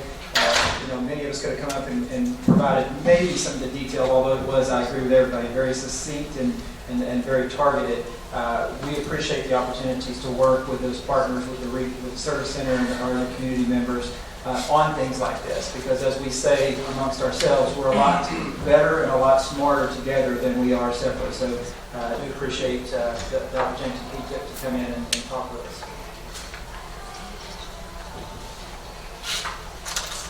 As we move into this next part, and it kind of corresponds with some of the things that we've been talking about, because it is an overview on some of our priority goals. When we look at really those ones that we want to target, we came and shared a lot of data with you in, I believe, October or November as it relates to 1.1, 1.7, 1.8, and 1.10. And as we move through it, we definitely want to continue to show some of those things. And as we start out with each one, talking about our mission, our vision, our values, what we're about, our core competencies, or what we continually talk about, and then our beliefs. It's been mentioned several times tonight how our beliefs really guide us and move us. And Mr. Osbeck mentioned those last two in particular, and you'll hear about that, and it will resonate throughout the conversation tonight. And then our high performance, or our priority goals in that. I want to direct your attention to this because this kind of sets the tone. And we talk about our beliefs, and when we look at how the beliefs and really the below the surface, and this is something we talk about each time, and we can't stress it enough. The goals and the events, the scores, the star scores, and all those things. We set goals on that event. It's what the public sees. It's what lies above the surface of that water. What typically we don't see are the things that drive us, and that's what we're really going to emphasize tonight, and not only as we move forward, and we appreciate the commitment on the board on that, but often those beliefs lead to those structures. What are those school structures we have in place? And we shared those at the last presentation too, kind of those big district initiatives, or big things that we know are best practices that are going to get us there. And that moves us to the patterns. What are the things that are happening on our individual campuses, the things that are happening in our individual classrooms? And we're really going to take the opportunity and invited many of our colleagues, teacher leaders, campus leaders, and district leaders to come share some of those things. What are the things that are going on below the surface that are going to continue to move us towards our goals? And so you're going to hear a lot about that tonight. And this is another way to look at that. What people see and what's really happening. What's happening on a daily basis for our kids. And for our community and for the collaborative culture that we have. What risks are we taking? What's our focus, our goals, our persistence, fears, sacrifices, habits, and more importantly, the hard work that goes into it, and that's both by kids and adults. We talked previously about we are where we are. The data we showed you, most of those results we shared from several different reports, primarily the TAPA report in both October and December. We talked about we're not okay staying there, so how do we get to where we want to go? And that's going to be part of what you hear tonight. It comes back to professional learning communities, our focus on building that collaborative culture. That's one of our belief statements too. This is what guides the work we do. Again, we're much stronger, much smarter, much better together than we are independently. And then also our philosophy of how we're going to work within our district, and we're going to be as only as top down as necessary and as bottom up as possible. We're going to work collaboratively. We're going to distribute the leadership and some of the roles and responsibilities that go along with that, and we're going to be a high functioning organization. The things you're going to hear tonight resonate. Focus on critical thinking and problem solving, because without a doubt, if we can have that focus, if we can help our students grow in their ability to critically think and problem solve, these other things are going to take care of themselves. That's the key to unlock the door. I felt it very appropriate in light of our holiday yesterday to quote from Martin Luther King Jr. The function of education is to teach one to think intensively and to think critically. And this next statement aligns exactly with our beliefs. Intelligence plus character. That is the goal of true education. It felt like that was very appropriate to share tonight. So what we're going to do is talk a little bit about the progress we're making and really the work that we're doing on Goal 1.1, and you can see how each of the beliefs that you see, you're going to hear that resonated throughout. Kids have the capacity to learn. Students have the capacity to learn. Quality instruction addresses individual needs. Engaging, interactive, authentic teaching leads to empowered learners. Embracing different tools to do that, and more importantly, the measures of our success go beyond standardized testing. You're going to hear that in Goal 1.7. As well, and really all the goals tonight. But we're going to focus on those first two coming up. And we're going to invite some folks to come up here and share some information with you. The first campus that's going to go is share kind of what they're doing to help that critical thinking and problem solve. Just one example. The great thing about it is we could ask any of our campuses to come up here and share some of the great things that are happening and what they've focused on and how they're developing their students to be critical thinkers and problem solvers. But we did ask Jordan to come share a little bit. I'd like to introduce their principal, Tina Curtis, and I believe she's going to introduce one of their team members to come up and share a little bit.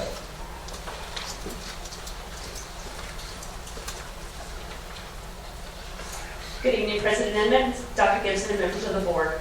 With academic expectations rising and the unquestionable value of 21st century skills, educators must continually think outside of the box and find new, innovative ways to reach students and provide them with the tools they will need for success in the real world. Teachers across the district are finding a variety of ways to do just that. The group of educators who will stand before you today from Jordan Intermediate have found success with innovative teaching and assessment practices known as project-based learning.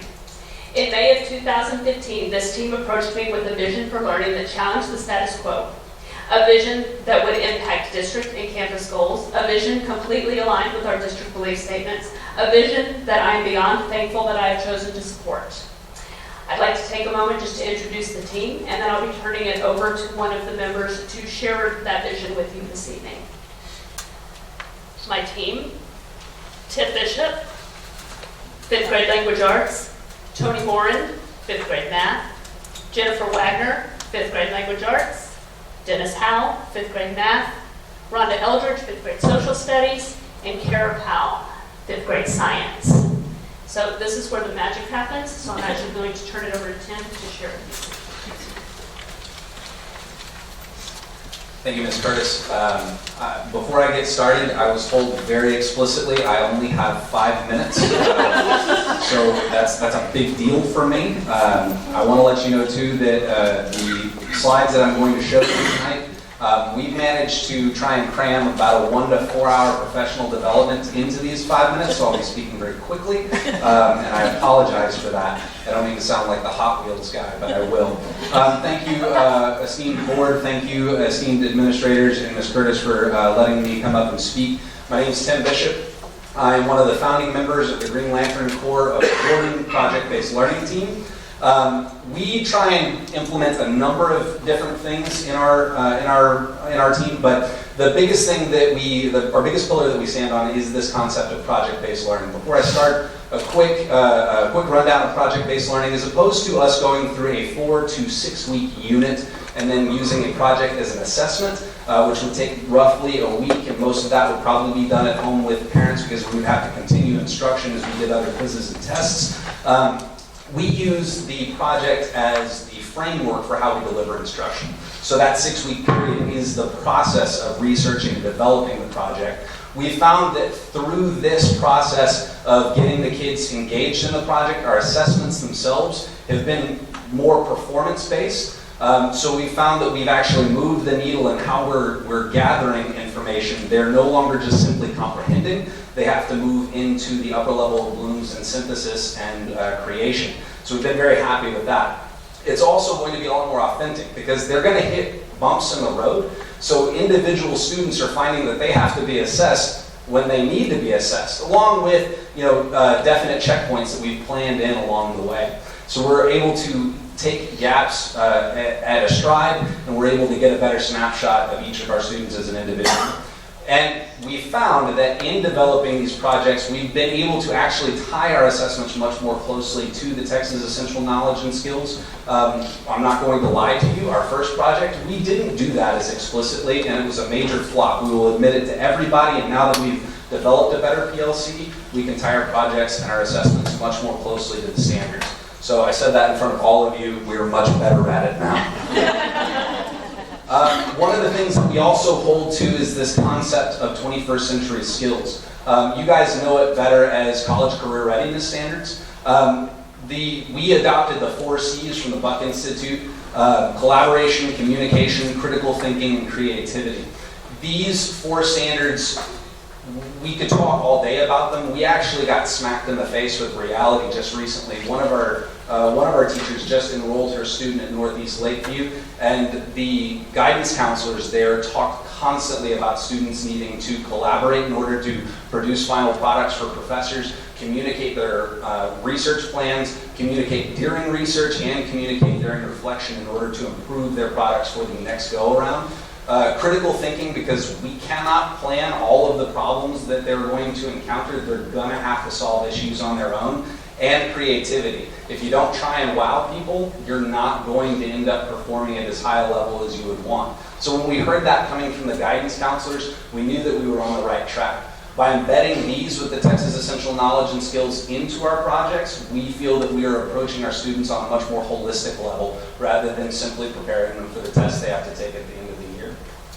Now, rather than speaking about the core values of the district, I would just rather turn your attention to this image. This was an unsolicited picture that we gathered last year during one of our projects. This group was having a hard time developing their product. This was taken about a week before a big unveiling where we were going to have about 250 parents at our end of the hallway to see what they were researching and developing. These students decided to gather in a circle. They found their own talking pieces. They led one another through their problems. They found a way to commit to one another that they were going to value each other's voices. And they ended up serving one another by either giving of themselves or giving of something that they wanted for the greater good of the group itself. They all learned both 21st century skills, and when they performed in front of their parents and in front of us, it was clear that they also gathered the Texas Essential Knowledge and Skills that we were trying to teach them through the project. So I wish that I had a slide of this group's final product, but it was phenomenal. Now, just to brag a little bit about our team and how effective this has been for us, this was our first year, 2015-2016, and we still maintained above 90% in the STAR passing standards for reading and math. Our amazing science teacher, Ms. Powell, she performed and her students performed at the just above average rating for the science test for the district, and we're very proud of that. We're really working hard as a team to figure out how we can push that needle even further up.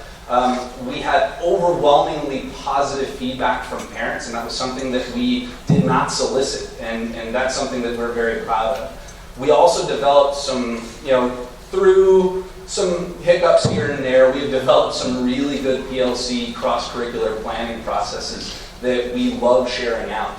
Goals moving forward, we want to go ahead and strive to be a bit ambitious and move our reading and math up to 92% of our students passing at meets or exceed standards. We would want to maintain this positive feedback, but this year we're really working hard on getting you a quantifiable data point through different surveys on what our parents think of our performance as their students' teachers. And we're also trying to now become highly actualized at those PLC processes. It's very important that we stay efficient and become more efficient as we go through planning. At that point, I think I managed to do it. I do. All right, we're only like 20 seconds over.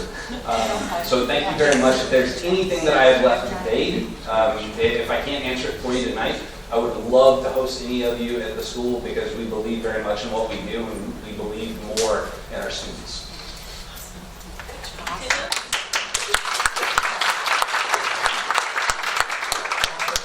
I did a lot of recognition of students earlier. Also, I would be remiss if I didn't also thank the other Mr. Bishop for being here to support his son and his first My daddy came to the school.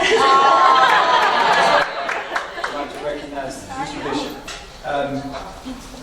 Appreciate that, and we're going to tie some of these things together, but at this point I'd like to invite folks from Clemens, Stephanie Martinez, and Cynthia Ward to come up and share a little bit about you've got a kind of an intermediate or elementary perspective of that, also moving into high school. How are we focusing on those two goals at the high school level?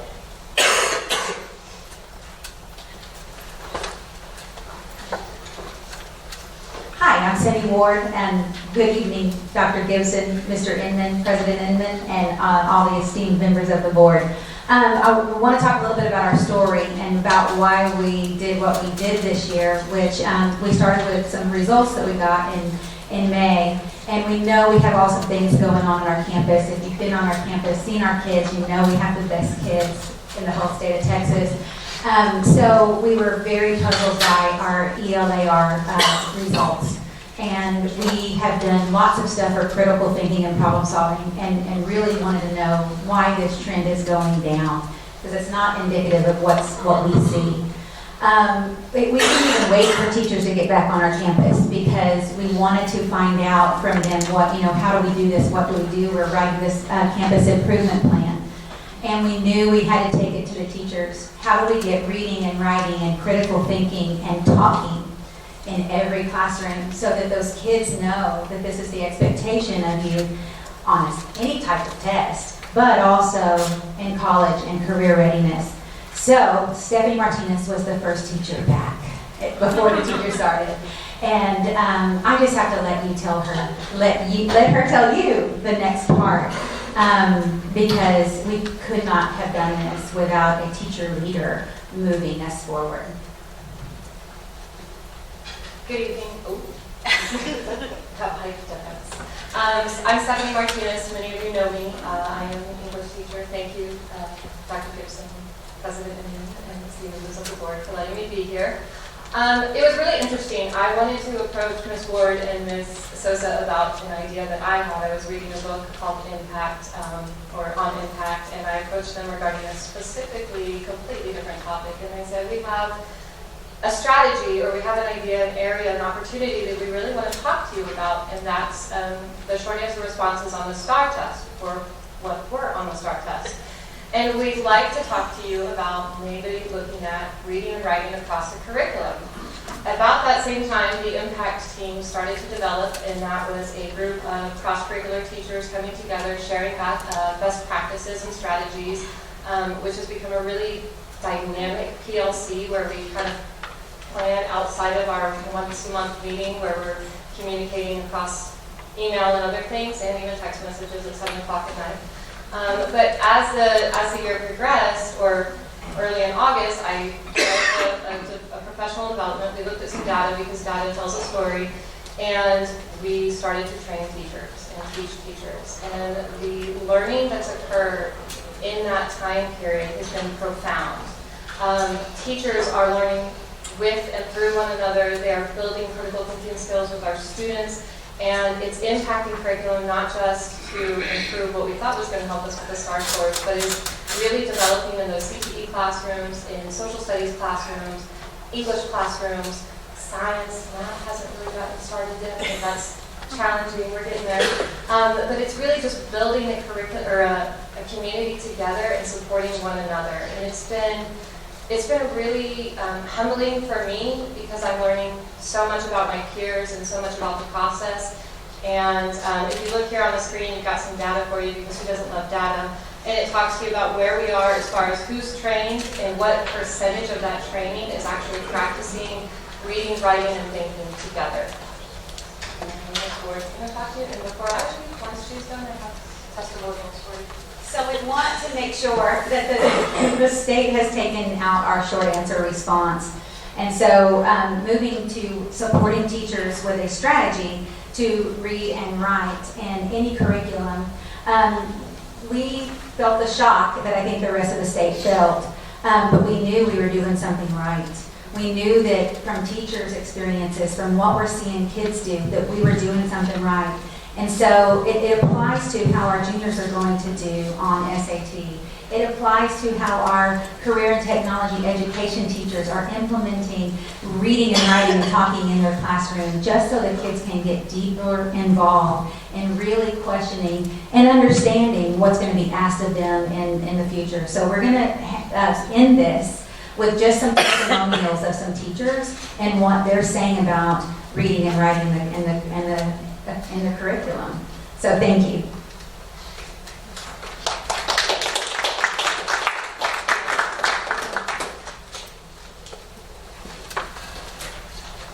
Thanks, Jess, for sharing that. A couple of things that I want to just make sure that we point out that Ms. Ward presented, and it came out earlier tonight. One of the things they mentioned on the EOC start was that just out of the blue, a couple of weeks ago, there was a decision made that the short answer response portion, the English 1, 2, and in some cases 3, portion of those assessments, they were going to take them out. Just all of a sudden, on a Friday, they came out with, hey, by the way, this is going to change. And this is what we constantly deal with. And it kind of goes back to the A through F system that we talked about earlier. It's something that we just constantly have to flex with, but it caught everybody off guard. The thing that we immediately did is we pulled together as district, campus leadership, and teacher leadership and said, you know what, we know that the short answer responses, the abilities to teach kids to think critically and write and express themselves in writing is important. And so we drafted some information together and shared that our commitment isn't about an assessment. Our commitment is about teaching and learning, and we know that to be a valuable strategy for teaching and learning, a research-based strategy. So our commitment is to continue that process. And it's just incredible to watch that happening. And again, we just chose a couple of our campuses to share some of that. Those are the type of things that are going on all over. And to take you back, we talked about a lot of data previously in the spring semester, but just kind of to show you some of our trends and where we're going. And this is the data that, if you'll recall, it wasn't going to come out to the TAPA report, and so it wasn't included in that last presentation of 1.1, 1.78, and 10. So we want to show you some trends as it relates to this. Now remember, all this data is lagging data, so this is from the class of 2015. But you can see, and this has to do with just percent tested. This is going to change significantly in 2 years when last year's junior data is reported out in a couple of years because of what we mentioned previously, the SAT during the day. And many of us have had students that have had the opportunity to take advantage of that. So participation for us, for all practical purposes, we're going to expect close to 100%, at least 90% or better of our students to be able to participate in an SAT or an ACT. But you can see the trends there and how we compare across the state and our region and moving up. But we start looking at this, some of the percentage tested at criteria, and you can see we're on an upward spiral. We're well above where state and region is, and we continue to climb. We've got the momentum going with us on that. When we look at our average SAT score, same situation. We continue to grow on that, far surpassing the state and region, and these are things we're very proud of. And then also with ACT, when you look across the board, we have momentum going. We have that trending in a positive direction. And the reason we brought our intermediate and our high schools together is because both of what they discussed really hits on 1.1 and 1.7.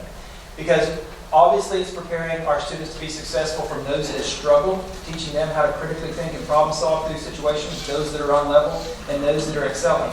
We look at preparing students for college and career readiness as that being a K through 12 system, and in some situations pre-K through 12 systems. The things that we're putting in place in 5th and 6th grade, and even earlier, are going to continue to prepare our students to show improvements in these areas. You don't all of a sudden start focusing on, you may talk about SATs and ACT in the high school, but that really starts in that grade level, and that's why we wanted to pull those two pieces in particular together to show you that we're working on critical thinking, problem solving, we're working on below level, at level, and those that are advancing across the board. The other part of this is sharing a little bit about Goal 1.8 and our commitment to ensuring that students are reading on level by grade 2. And we'd like to invite one of our ELA coordinators, our elementary ELA coordinators. Serena, would you come up and join us?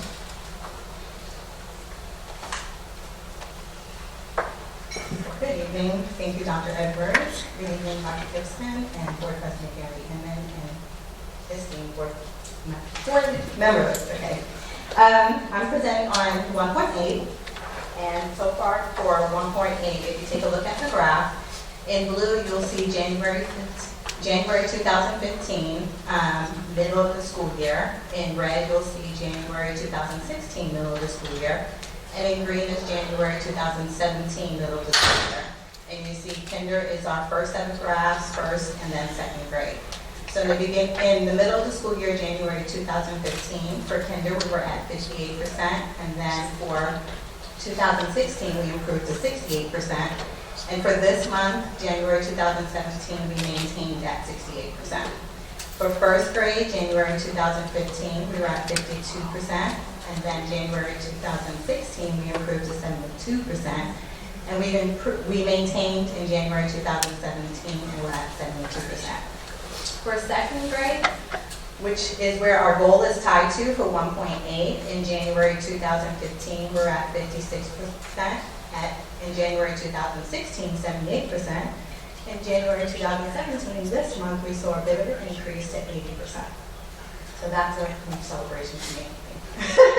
Increase of 2%. Any increase is a huge celebration. So some of the things that we've been doing to help move our goal 1.8 into the 90% is really speaking with teachers to see what they need as far as support and learning. We've done some professional development on campuses through monthly campus visits through the PLCs, and we support the campuses through the PLCs, looking at the 4 essential questions, but also providing little mini professional developments in those PLCs that really helps to build the teacher's capacity. And so one of those professional developments was TEKS alignment, and just really breaking down those TEKS and truly understanding what the TEKS are asking our students to know and be able to do, and really understanding what the depth and rigor of the TEKS are. We hear depth and rigor a lot, but we've never been formally trained on what that depth and rigor looks like. So really working with the teachers and understanding how to tie in the student expectation with the knowledge statement, as well as the metacognitive strategies that go along with the reading through Figure 19. Some of the things that we've learned through our diagnostic tests with students and just speaking with teachers is that our students really, their fluency is really suffering. And we know that fluency is a bridge to from decoding to comprehension. So we put together a series of trainings for our teachers on reading fluency. And the first training was done in October and was an online training. We had about 40 teachers sign up for that training. And it just basically went through what is fluency, why it's important, and why should fluency instruction take place in the classroom. And then we had a big fluency training that happened just on our January 3rd PE day back. And that really offered strategies that teachers can implement in the classroom to help build reading fluency. And then guided reading is another component that teachers have been really asking for training. So we have guided reading 1.0 that just rolled out actually today. And it's an online training. We have more than 50 teachers signed up for that. The other components that we've kind of had some focus on is iStation, and just really building teachers' understanding of what iStation has to offer. The different components of iStation, the resources, and then also attaching some goal setting to iStation. We found that some of our teachers who have had success with iStation they tied goal setting with their students, just in teaching them how to set goals and how to reevaluate themselves when they get back their information from iStation, and then set additional goals from the information that they get back. We also had a winter book study that just rolled out for the literacy playbook. And that basically is helping teachers to answer that question, what do I do with the data? We often look at data, we look at data, but we don't know what to do with that information. So the literacy playbook is helping to answer that question. You have the data, so now what do you do with the data? How do you analyze the data? And what information do you use from the data to help differentiate instruction? And then we have our instructional coaches who have been just phenomenal on our Title I campuses. They are the bridge between the coordinators, the English language art coordinator and the math coordinators, and they've helped to support teachers in training and development, and they've pushed into classrooms. They've provided lessons for teachers, they've provided resources for teachers, and they've also helped teachers just in building their own capacity and learning. So some of the things, that's what we've done so far. Looking ahead, some of the things that we're doing is developing an SCUCISD literacy framework that really outlines what literacy looks like in a classroom. Any classroom that you walk into on any campus, what does reading and writing look like in a classroom? And within the literacy framework, we're also going to be developing components of reading instruction. So reading workshop, guided reading, and what those really look like in the classroom. The other things we're looking at is a phonics program. We want to pull in some teachers to actually look at our phonics program across the district.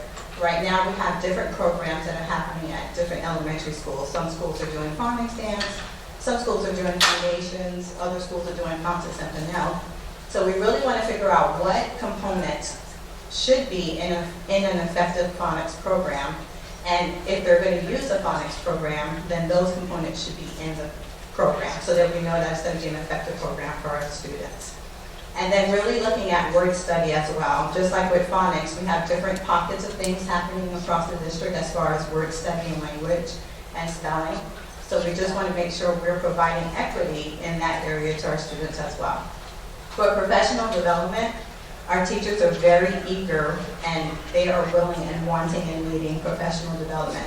So we're thinking about different pathways that teachers can go through professional development. So one of the things we've implemented is online professional development, where they have different modules that they can take online. And that's been very receptive because teachers can do it from home in their pajamas. And it's really at their own pace. So just like the guided reading 1.0 that we just did, it started today, but teachers have until the end of May to complete it. So they get some time to go through the modules and complete it. And then really looking at the 5 components of reading instruction as well, and providing some professional development on that. And then phonics and reading and writing workshop and guided reading. And then we also have a summer book study coming up and the book is Comprehension Connections.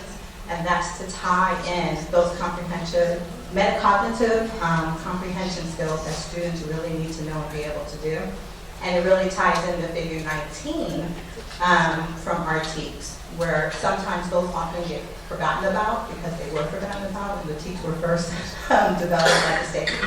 So just tying those in and really showing teachers how to incorporate those into the classroom. All right. Any questions? No?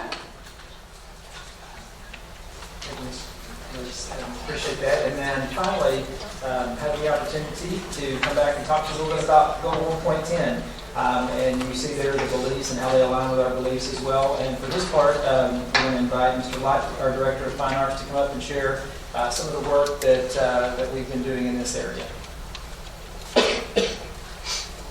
Thank you, Mr. Inman, Dr. Edwards, and board members. Talking a little bit about Goal 1.10 there and some of the things that we've been doing this year. This goal to me is 2 separate parts. There's the 90% part and then there's the high quality part. Just the 90% part, we've been doing real good in that in years past, and we're continuing to do some of the same things. We do a survey at the end of the year of all of our 7th through 12th grade students to we ask them things like, what are you currently participating in? What would you like to participate in? What would you like more information about?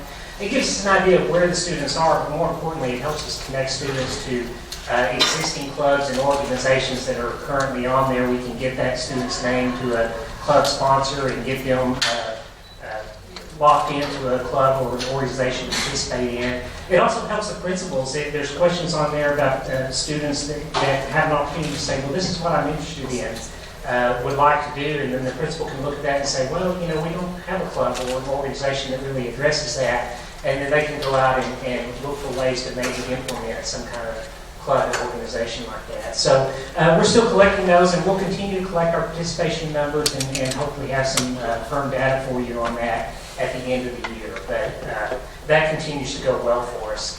The second part of that I wanted to talk to you about tonight was the high quality part of that. I guess that's been a big part of our focus this year on that.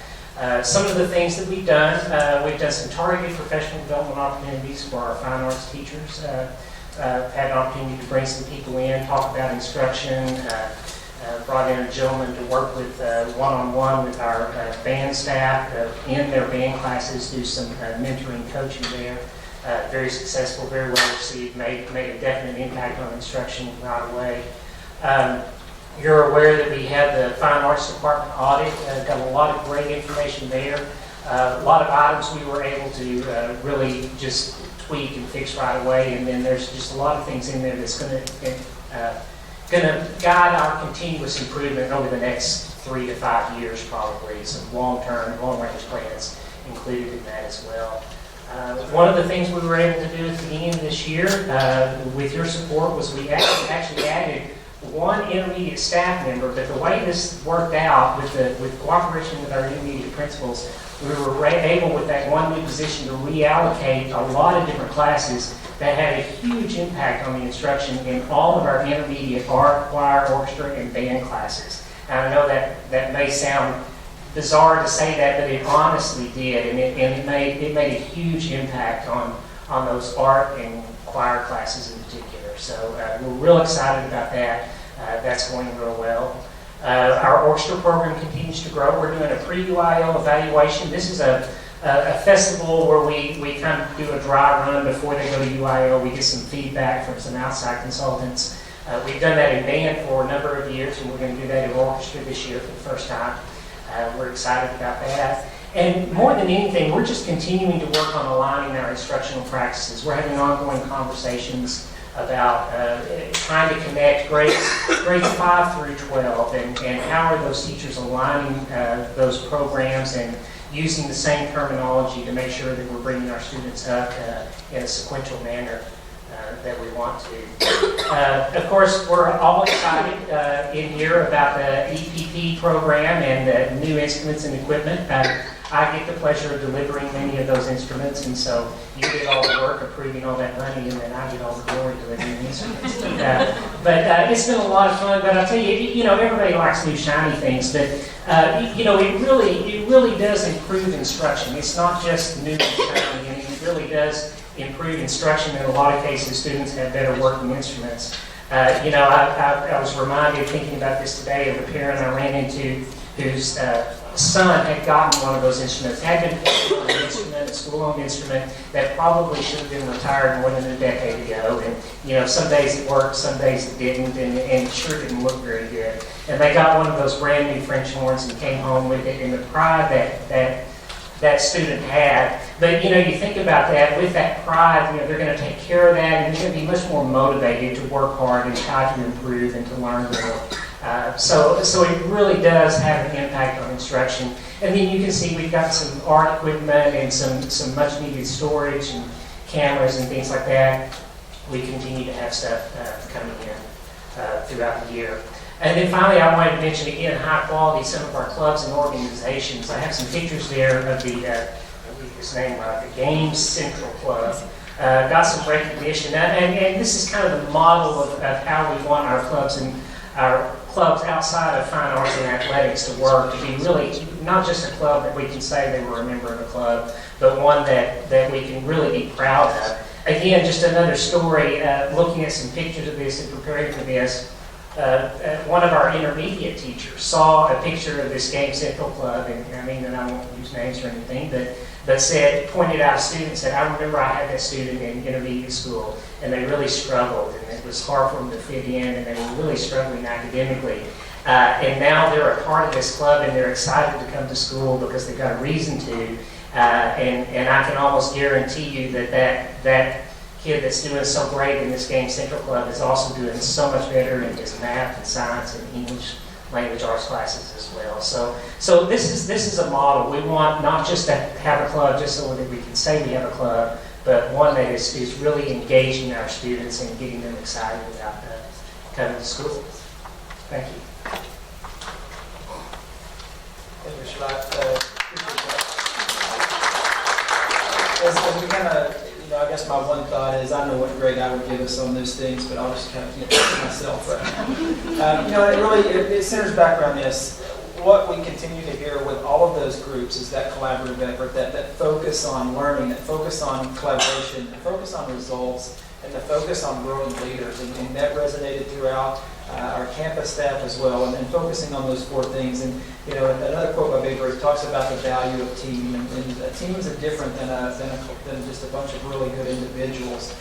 It's a group that works together, and that's kind of aligns with our motto for the year when we look at teamwork, engagement, synchronicity, and perseverance. And what we know is if we can get all people in the organization rowing in the same direction, we're going to dominate. We're going to dominate education. We're going to dominate education for kids, and we're going to be able to teach and motivate and have kids think critically and think at high levels and be those problem solvers. Several things, and we typically do this, and I'd be remiss if I didn't, to talk about or just kind of show the leaders that are help leading this, from our district leaders, certainly our coordinators, just doing a fantastic job in being a support system for our campuses, and then also our campus principals that continue to work together with us and collaborate with us on those best practices for students. So that is our overview. I know it took quite a while, but this is good stuff. So we wanted to share that with you. We do want to open it up if you have any questions for myself or any other team members. Thanks, Dr. Edwards and other members of the staff. Any trustee have any questions or comments? Mr. Grimm? It's interesting, going back to 1.8, because Ms. Westbrook and I were just talking about cognitive comprehension right before we started.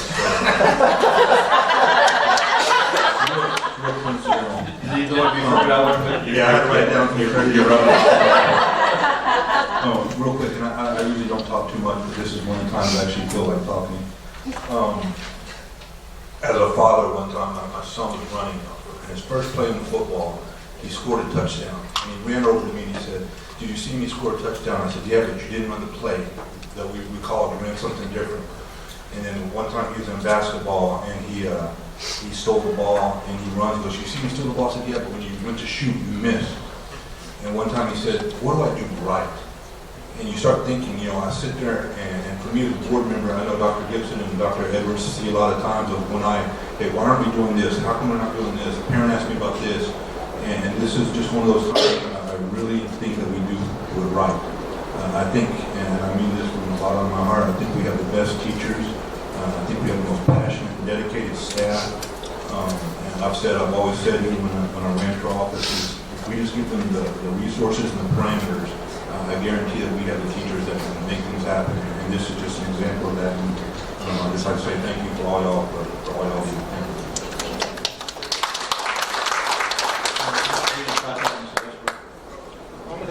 Thank you, Mr. Westbrook. I would only, on one of the slides, and you don't have to try to find Dr. Edwards, you guys, when they made the presentation from Jordan, they talked about having the 4 C's that you guys, and one of them was creativity. I would challenge, and all those teachers I think left other than their principals. The fourth one was creativity, but I didn't see the art teacher. And you guys mentioned that you developed a piece of PLC in cross-curricular. I saw that a couple of times. I think that's another new buzzword or something that I think is fantastic that you guys are doing. But I can't think of anybody on our campus that's probably more creative than the art teachers.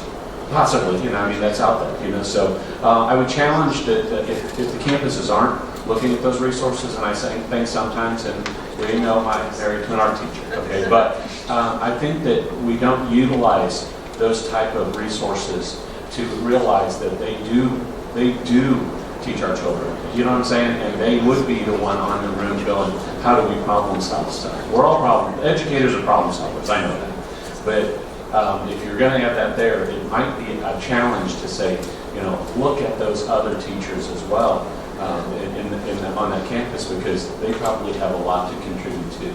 So especially when you're looking at problem solving, I know that they do build their curriculum around whatever the social studies teacher's teaching. I know that my wife's teaching some sort of art when it comes to whatever the social studies folks are doing, or trying to teach something in math or whatever. So it's going on. It would be nice to see that I challenge you guys to do that. Thank you. Yep.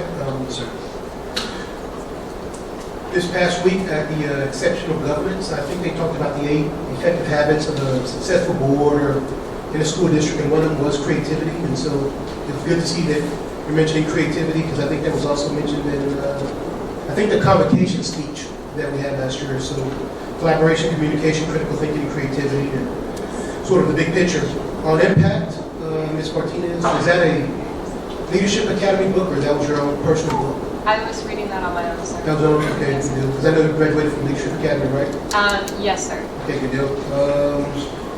Then, I think there was a big difference for Serena from 15 to 16. You don't need to bring it up, but the fluency level from 15 to 16 to 16 to 17, you just want to see the trend. I guess for the most part, kinder, most of them went from 16 to the first grade to the second grade. You saw a trend upward, and I think that was positive. What I asked about the guided reading and the reading fluency, could you explain that one? And then line instructional goals. I saw the cameras, Mr. Light. So how many cameras did y'all get? I think for high quality, I saw the picture. Yes, I believe each campus this round got 4 new digital cameras for their digital art classes. And the Game Central, I know it was on Corbett and Dobie, but is it on the high school level also? We have a few that are working on that. Ms. Field may be able to talk about. I believe we have Game Central or Game Club at Clemens, and I believe, actually, I think it may have been Field that also were run that in years past to help fund some of that as well, because that's the kids who provide. Exactly, they want to continue. All right, thank you. I was just going to say it was great to see the 5th grade cross-curricular, like hearing that cross-curricular coming back. Everything cycles. Everything's great. I had a question on the reading professional development. I think it's awesome being able to do it online, those modules. Is that just for, I know our goals for 2nd grade, but is that for just elementary or up to, some of that? How much professional development? Yeah, like the online, or is it just more aimed toward those lower grade levels? Right now, we have it through 6th grade. Awesome. I can tell you that's another competition that curriculum and professional development is having in coordination with technology on some different platforms and systems that we can use to enhance some of those opportunities for staff and for students. Awesome. So kind of going back to the impact of technology. Yes, that's what I was saying, not just for our students, but for our teachers as well. And then, Ms. Martinez, thank you for bringing the teacher testimonials. I love reading those as well. So thank those teachers that participated and gave those to us. Yes, ma'am. Thank you. I'd like to thank you guys. Thank you, audience members. We appreciate you staying and listening to our presentation. We don't have an audience this big. Thank you very much. Next item is a report on the review of timelines for superintendent's summative evaluation and preliminary list of 2017-18 superintendent goals. Go ahead and start, Gibson. Well, real simply, in the next 2 report items and then 2 discussion items, we can fast track or not. There's not a lie. You can turn to page 29 of your agenda. I'll show you the timeline. And these are things that we've brought up before, but there's a timeline in here on the last step of the timeline on page 29. Mr. Inman and I were just sidebarring. We need to make a notation that we changed the February board meeting from the 21st to the 16th because of the legislative conference that we're going to talk about in just a little bit, so that timeline would need to modify for that. And then Mr. Finley's here, and similar to the process Mr. Finley and I use for dry erase board, I'm writing my goals, getting ready for this. Mr. Inman and I do likewise. And these are some pretty hefty goals. They're on page 30. Just for the record, this is a draft, so it's the first time that these are being mentioned, and it's a report item. So the trustees, please take these with you and ponder them, and send myself or Mr. Inman any questions or communications you have. But I'll go ahead and read these real quickly. Begin exploration and community-wide communication plan for tax ratification election for 18-19. So these goals are 17-18. So you do in 17-18, you prepare for 18-19. Begin the exploration of a District of Innovation or DOI designation for 18-19. Again, I'll send out supporting materials for each one of these items. Explore, and the key word or operative word there is explore, the consideration for an ISD or school district charter school, possibly kindergarten through 4th grade for the old Rose Garden building. Again, 18-19. So we're going to have a building that's going to be vacant at that time. A consideration to explore a district charter, which was allowed, I think 2 legislative sessions ago. There was the establishment of school districts being able to start their own charter to be competitive with charter schools. So I think it is a conversation worth having. Then a small detail, rezone elementary schools for 18-19. Merely a blip in the radar of life.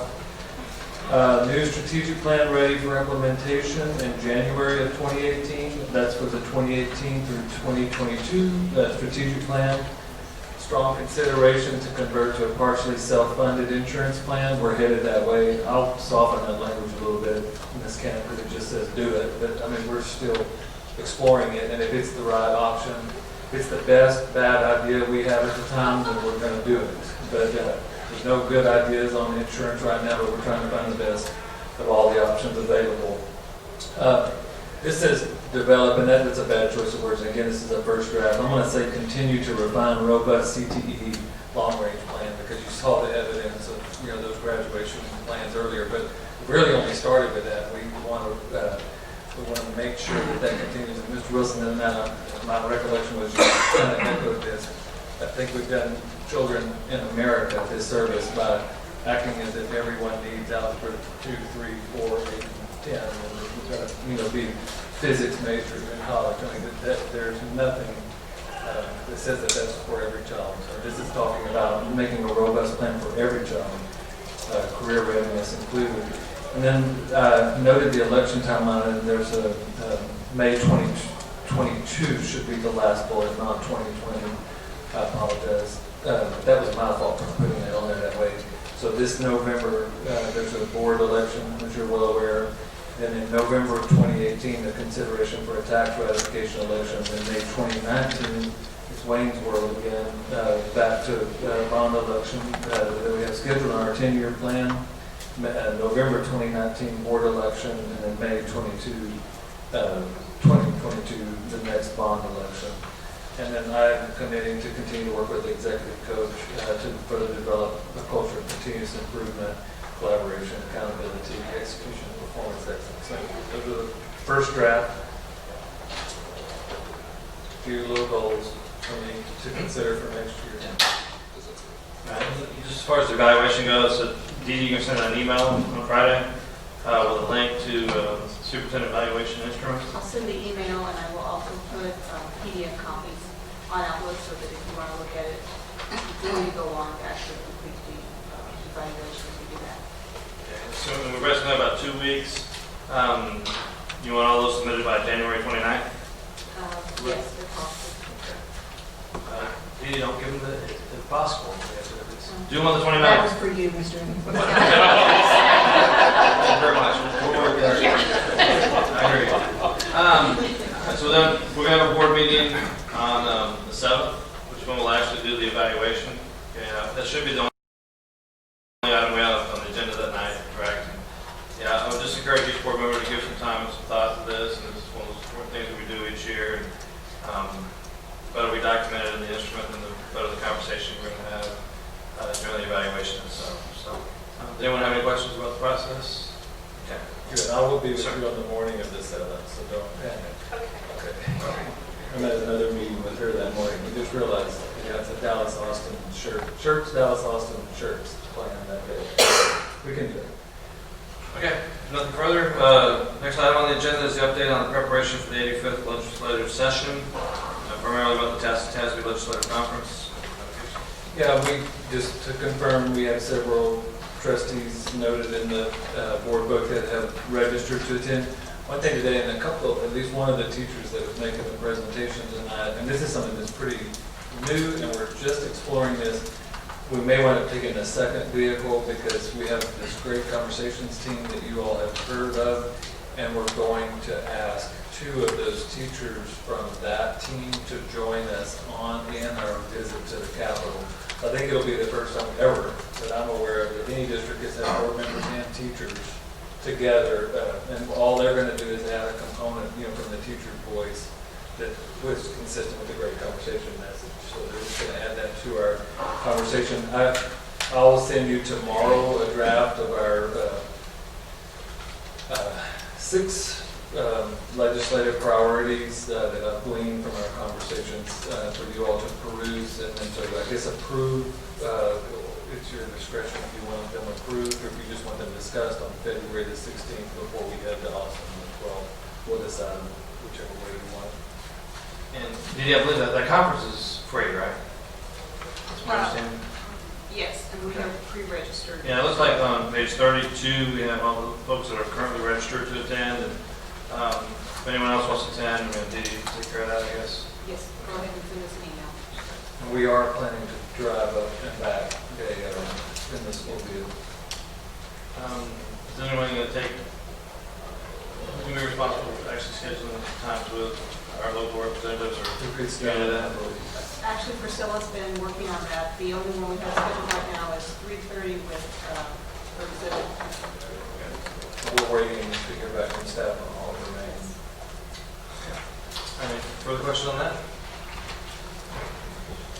Next item on the agenda is the 2017-2018 school year calendar. Dr. Gibson? Yeah, tonight I would like to give just a brief, very brief, because we actually have called our district improvement committee back for an additional meeting, which may be the last one, may not, tomorrow at 4:15, to just work on some details of the calendar, and I'll send out a copy of where we are at that time. What it really boils down to is because of where January 1 hits in the week, the structure of the week, if you try to take what we've traditionally taken the 2 weeks off, it throws our 9-week grading periods off pretty substantially. That's really the bottom line.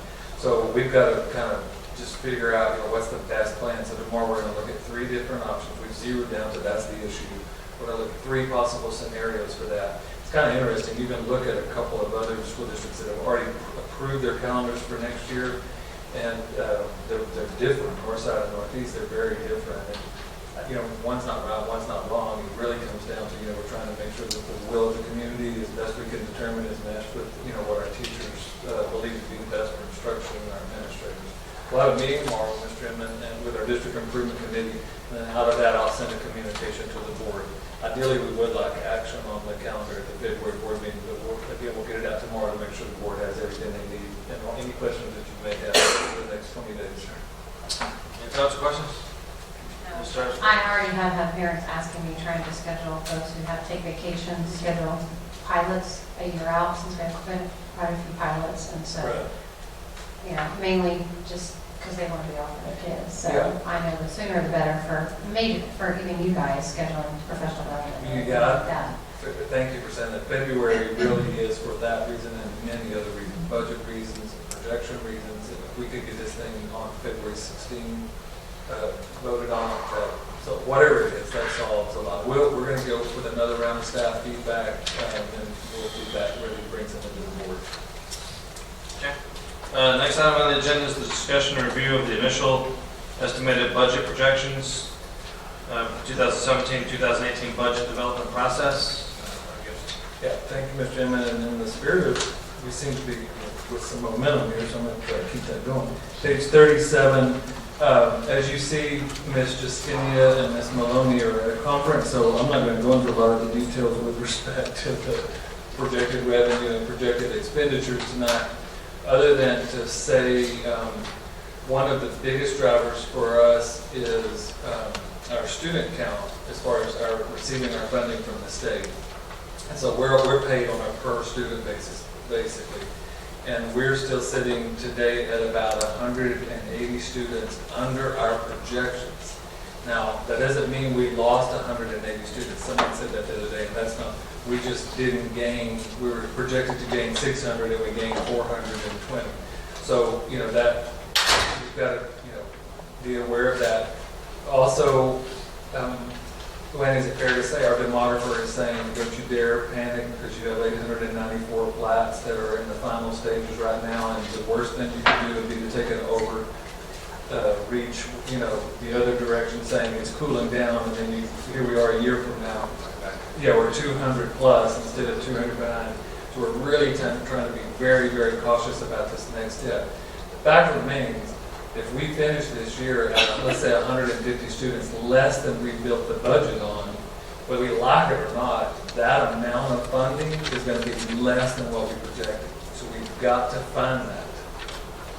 We don't, that our mode of operating is not just, we'll move it in, we'll square it up, you know, 5 years from now, 3 years from now, whatever. So we're working hard right now, and Lynn, I'll just give a real concrete example, freezing some of those fast growth positions. They and she and the principals did a really good job of getting existing staff moved around. You guys had already approved some positions. When we freeze those, then that gives us kind of a $600,000 plus to the budget that we know we can count on against what's coming up to be $1 to $2 million deficit. It's not really a deficit, that's not fair to say, but under what we thought it was going to be. We just got to try to address that. So this memo will plug in numbers. If I had to give legislative,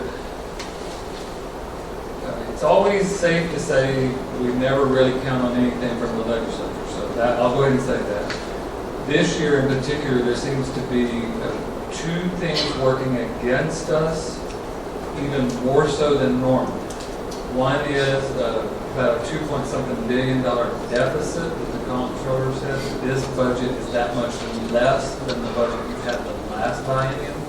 That's I guess I could say that's a fact. It's a fact that he gave that projection. So that's a fact. Then the first $5 billion of the rainy day fund accumulation by constitutional amendment from the last, and it was approved by the voters, goes to highways, and that's fact. And I've been stuck on the parking lot known as I-35 just this week. And so I'm in support of more highways for a state that's growing, several hundred thousand citizens a year.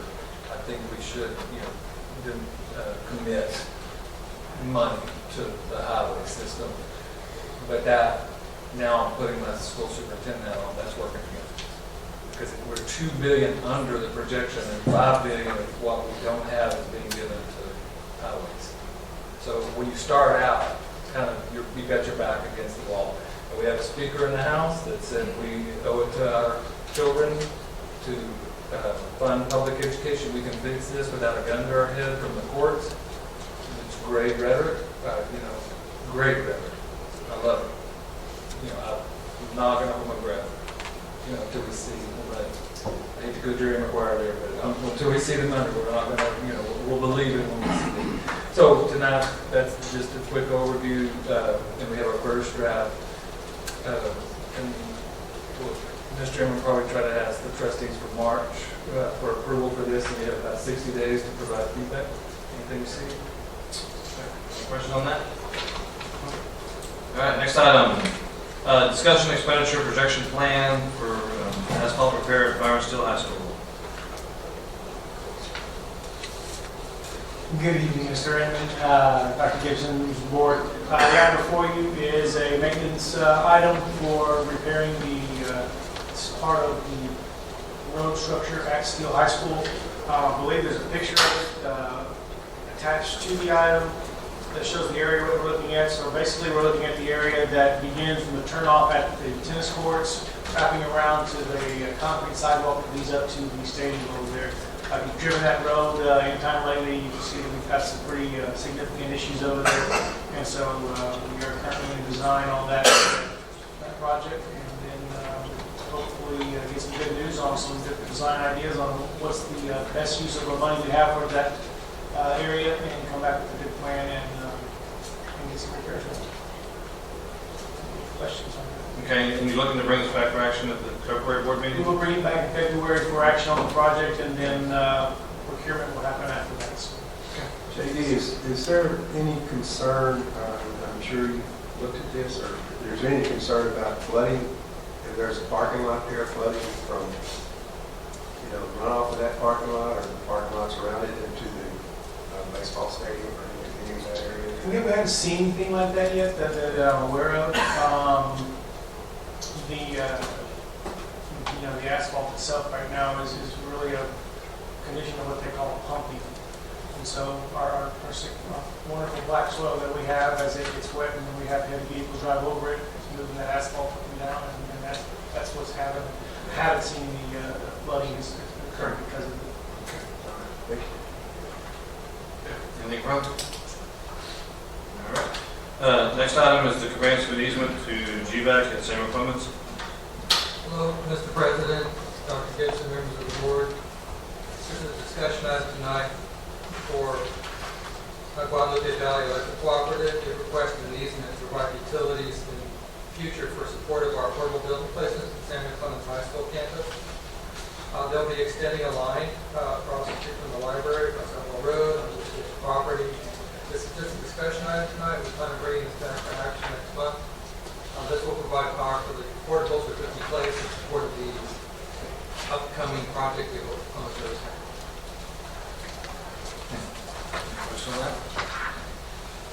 Thanks, Matt. Next item is discussion letter from SCUCISD, Green Valley SUD Board of Directors, requesting appointment of a utility rate payer from the city of Cibolo or the city of Schertz to fill the recent vacancy on the Board of Directors. Just some history on this. Councilman Jay Hogue, who came and spoke earlier during public comments, approached me about a week ago about this topic. Admittedly, don't know a whole lot about it. I don't exactly know where the Green Valley SUD district boundary lines are. But apparently the board's run by seven members, and they were just concerned that there were unfortunately not enough members on that board from the Schertz-Cibolo area. And he just thought it would be of interest for us to do a letter to them, asking them to at least look into or give some consideration to appointing another member for this side of town, for this side of the county. I believe they do have a vacancy. They're soliciting applications. Again, it's open to anyone who lives in the entire district. And he came and spoke to it a little bit about it here tonight. So I know we don't normally get involved in what I call other local politics, so to speak. But we're not even being asked to support any particular candidate or anything like that, or cast your votes for this person or that person. It's more or less just give us some consideration and take a serious look at appointing someone from this part of the county. So the draft letter, which we can change if we need to, is on page 48. And does anyone have any general thoughts about this? Yeah, Mr. Chairman, we did also post this as an action item because we had approved that last bit that was shared that there may be some action. So that's not our protocol, but if they're going to do something in 2 days, we wanted to give the board an opportunity.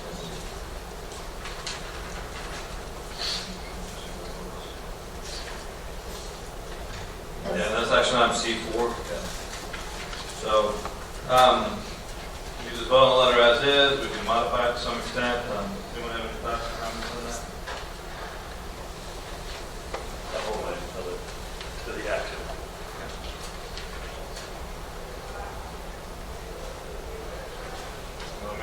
Anyone want to make a motion? We'll just wait till the action. Well, yeah. Okay, so that's discussion. Do we have any further discussion on that item? Just for the sake of keeping everything together, let's go ahead and move forward to the action item on that.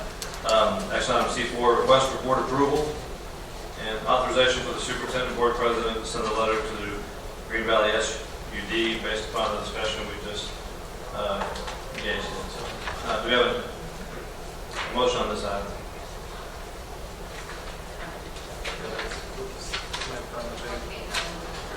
105 or 104. 104, 105.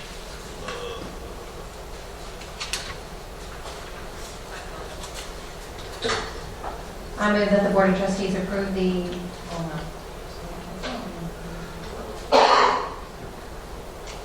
I move that the Board of Trustees authorize the Superintendent and Board President to send a letter from SCUCISD to the Green Valley SUD Board of Directors requesting they appoint a utility ratepayer from the City of Cibolo or the City of Schertz to fill the recently vacated seat on the Board of Directors. We have a motion, we have a second. I second. Any further discussion? I'd like to comment. You know, I go back to what you originally said, that we usually don't get involved in other politics and stuff. So, you know, I'm just not for us sending a letter to them. I'm for us sending a letter for educational purposes, but sending a letter for our support or non-support of something. The taxpayers get to do that. You know, the ratepayers get to do that. Yeah, I think we are a ratepayer. You know, I mean, we do, we get water from them, I guess, from some of our schools or something. So I guess it kind of goes both ways, you know. So I don't know. We've had a really good record of not being involved in those kind of things and sending letters out to other municipalities just telling them what to do and how to do it. I don't know that we ever solicit or take letters when we have a vacancy. You know, and I've known over a couple of years, we've had a couple of members vacate the board, you know, over the time the board's been here. So we just usually deal that with amongst ourselves. And I'm not aware of the board ever receiving letters from a bunch of elected officials advocating doing something. You know, so I don't know. I can go either way. I mean, if the board wants to do it, then the board wants to do that. But Yeah, I think those are definitely valid points. And part of the reason I decided to kind of move this forward was just, I guess we are a customer. Secondly, I guess he said that he had already gotten this city councils for Schertz and Cibolo to do something similar. And just in light of that, I thought it would be something we'd, you know, put our 2 cents worth in. But yeah, I certainly agree with you. We normally don't get involved in. We are. I know we've had issues with them before, especially when we were working with Slaughter Intermediate School, and you know, trying to, because we get water to Slaughter through Green Valley, and maybe even Cibolo Valley. I'm not sure, but you know, that area there is a lot of Green Valley water supply, and I know we are. You know, we have a lot of. We are involved quite a bit with Cibolo Valley, or with Green Valley. And we've had some issues with them, but, you know, I'm kind of like Mark, you know, I hate for us, because we're a I know I've said some things tonight that you would not think we're non-political. That's me talking, not the board talking. But the board is a non-political group, and we've had opportunities to send things to the state of Texas that we have not sent because of trying not to get involved in the politics of things. And so, you know, I think in that vein, I'm a little concerned about it too, but as Mark said, and I agree, you know it's going to be a vote, so. Mr. Mentioned this earlier, I don't think we would have put this on the agenda if it was to pick one person over the other. It is, they have the opportunity to appoint. So we're just saying, well, if it's wide open, you know, there's some people that live in Cibolo, and there's also. Yeah, I think there are some free candidates in this area, so to speak. So yeah, definitely not. We're just, and we're really not saying, it's just kind of give some extra consideration to someone from Schertz 711. Yeah, I certainly understand that point back and forth. If we do decide to do it, I would recommend that we change the wording in the middle paragraph that says we do believe that you, the board, have a wonderful opportunity to recognize the growth of Schertz-Cibolo-Universal by appointing a director for one of these 2 cities. And in the very next paragraph, we would be honored to assist you in your efforts to seek. I think if we're going to do it, we just leave it at the second paragraph that says, I mean, if we do choose as a board, just leave it, hey, we'd like to appoint someone from one of these 2 cities, but leave out that we're going to assist them in any way in their efforts to. Basically, take out that last paragraph as well as that last sentence. Basically, just saying, hey, if you're going to pick someone, pick it from our area, but we're not going to help you. Let me leave that last sentence in. I'm sorry, I misread it. So just basically take out that third paragraph. Basically, I think that's fine. I think that's So in light of that, can you make a motion to amend the original motion, deleting that paragraph?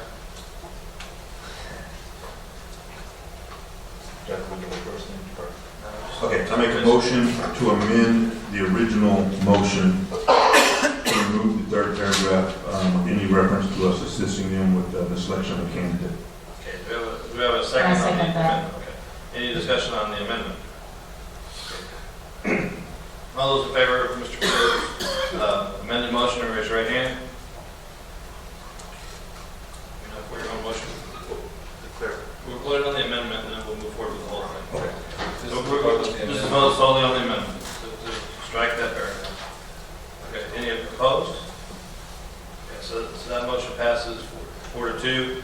So now the letter looks as it does without that third paragraph. Okay. Now we now have a motion on the table to pass that. We have a second on that as well. Do we have any further discussion on that? My only discussion is, and not trying to throw a kink in it, Mr. Westbrook wasn't eligible for the vote there. I think it probably needs to reflect that because he'd stepped out of the room. Because the record's going to show 4-6 or 4-2. We just need to run the record that he wasn't here to vote. Unless he comes back through the door the next day. Okay. Any further discussion on this item? I'm torn as well because I feel like we're getting in, we're kind of overstepping, what are we here for? I always think, what are we here for? The education of our student, well, but we are one of their ratepayers, so I agree with Mr. Wilson and Mr. Peterson as well. All right, so we now have a motion on the table with a second to pass this motion with the letter redacting, deleting paragraph 3. All those in favor raise your right hand. So that's 3. All those in favor raise your right hand. All those in favor? All those opposed. I'm sorry, all those opposed. Okay, so the vote is 3-3, and that basically means that that motion fails. Okay, so we will not be sending this letter. Right? Okay with that? And just let the record reflect that Mr. Westbrook was busy doing something else. All right. Moving on to number 10. So discussion, board consideration, and consensus on discussion items eligible for action. So correct me if I'm wrong, Dr. Gibson, but looking back through these items, we're going to do the superintendent's evaluation here on February 7th, correct? Correct. Calendar will most likely come back for action in February. Yes. Okay.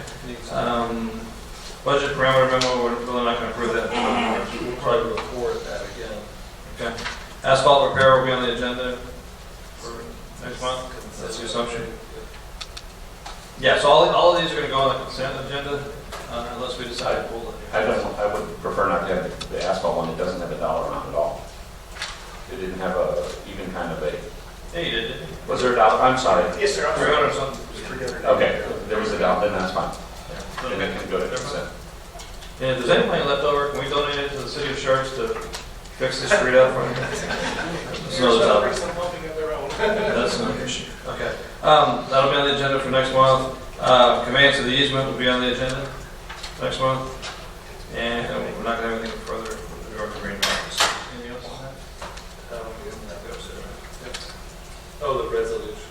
And the resolution for That was asked to be brought back. for the ratings. For the acre. No, I just prefer that one to be on an action item, not a consent. So we can actually have a separate vote for it. Okay, sure. Okay. All right. Anything else on that? Now moving on to the consent agenda items. It's item B, 1 through 8. Would anyone like to pull any of those for specific discussion? All right. Seeing none, do we have a motion to approve the consent agenda? Mr. President, I move the Board of Trustees approve the consent agenda as presented 1 through 8 on page 52. Second. Yeah, we have a motion and a second. All those in favor, raise your right hand. Any opposed, same sign. Motion passes unanimously. All right, let's move on. Action items, a request for board approval, final design for San Rico Clemens High School renovations and additions.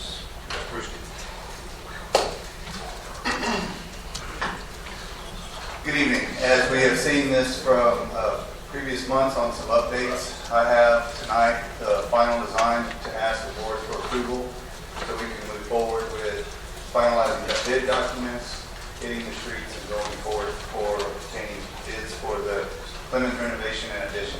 I'd like to preface it with, this is a project of undertaking that I don't think has ever been taken as big a scope of issue to consider a major renovation as such. And in doing so, that there are many pieces and moving pieces into this that we have worked through, but I'm sure there's some that are going to pop up on us too. So, like what I've told the staff, there's going to be a little bit of pain, and at times there's going to be a lot of pain. And it's a big project involving a lot of folks, and I just wanted to not go through it too fast, but we've seen this. Not a lot has changed. I just kind of wanted to show you the evolution of where we're going and kind of move through it a little bit faster than normal, but to give it its due diligence as well. So, again, the existing site plan, Clemens, I think we're all familiar with what we're dealing with here. The stadium to the east and the ball fields and Church Parkway to the west. So, currently, the existing campus, the picture on the left looking from L-Bell, this is the front door currently. Here's Beer Gym, and as you circle around, the CTE buildings, D&E wing, and then science. So going through there, now this is all the big, what we're going to do and tear it all up and stuff, but to give you an idea, those areas in red are the areas that will be addressed as demolition and going away. So starting with the canopy at the front door, moving around, having the CTE area, including the greenhouse, as well as the demolition of the current auditorium. All that not at the same time. I want to be clear on that. What we're basically doing is starting in the CTE area and then circling around the start. I just want to kind of give a pictorial representation of the areas that will be going away and then being replaced. The picture here shows what's existing in kind of blue and then what's coming back new in gold. So you can see the addition to the front, the beer gym addition, the choir and locker room addition, not beer gym, the practice gym, sorry, and then the auditorium. Coming around, you see the CTE building. These are all areas outside the envelope, and then inside you can see the internal courtyard area that I'll have a rendering for that. On this site plan as well, I think you can see the additional parking along L-Bell here to assist with that, as well as in the back corner of this area for parking spaces for the campus as well, to lend some flexibility and some opportunities for parking for students as well as staff and visitors. So here's what the renovation of the campus will look like. If you recall now, here's the additional, the add-on of the auxiliary gym, the locker rooms and event entry on the first floor, and then on the second floor, the choir and dance, the auditorium, and then moving around, you have the CTE building, the new CTE. What you don't see are the internal renovations, but then here you see the addition to the front. If you recall, it's the classrooms moving west to east to the front door, admin area, and then the counseling admin area to the right of the front door. Again, this is the color pictorial of what I just showed you, except you can see the internal pieces as well. This is what my preface was about. There's going to be a lot of things going on in multiple phases and multiple pieces. So it's not all in one. And trying to get a handle on this at times is going to be very challenging, but we feel very confident that we have a plan now to where we can get this accomplished. So looking at this picture kind of gives you the idea of what we're talking about on the outside. On the inside, you can see the classrooms in orange. This is the student areas, the admin in the yellows. And then this is also teacher resource area, lounge area, and then the science, the HOSA labs, culinary arts below that.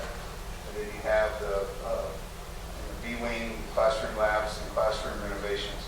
We were able to also, through some very diligent work with the design team and with staff and input, and also deal with some ROTC renovations in this corner as well.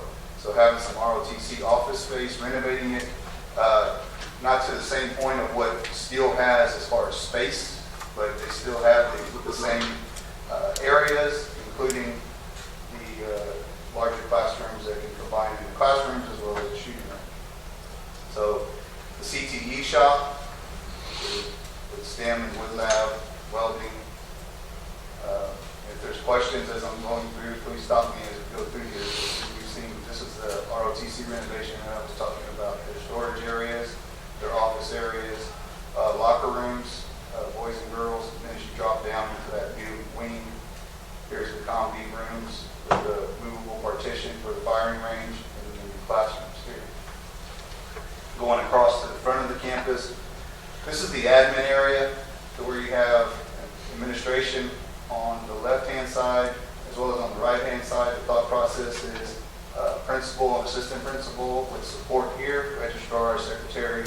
On the right-hand side, counseling components, special needs there, and then your nurses area above, followed by some testing rooms with some lockable storage, and then the teacher workroom and waiting area, because if you recall, we're taking this idea of moving those classrooms that are out in those portables, they're coming in and utilizing that because of the combined space, the floating concept. So eventually we're going to have some floating teachers and they need a place to go.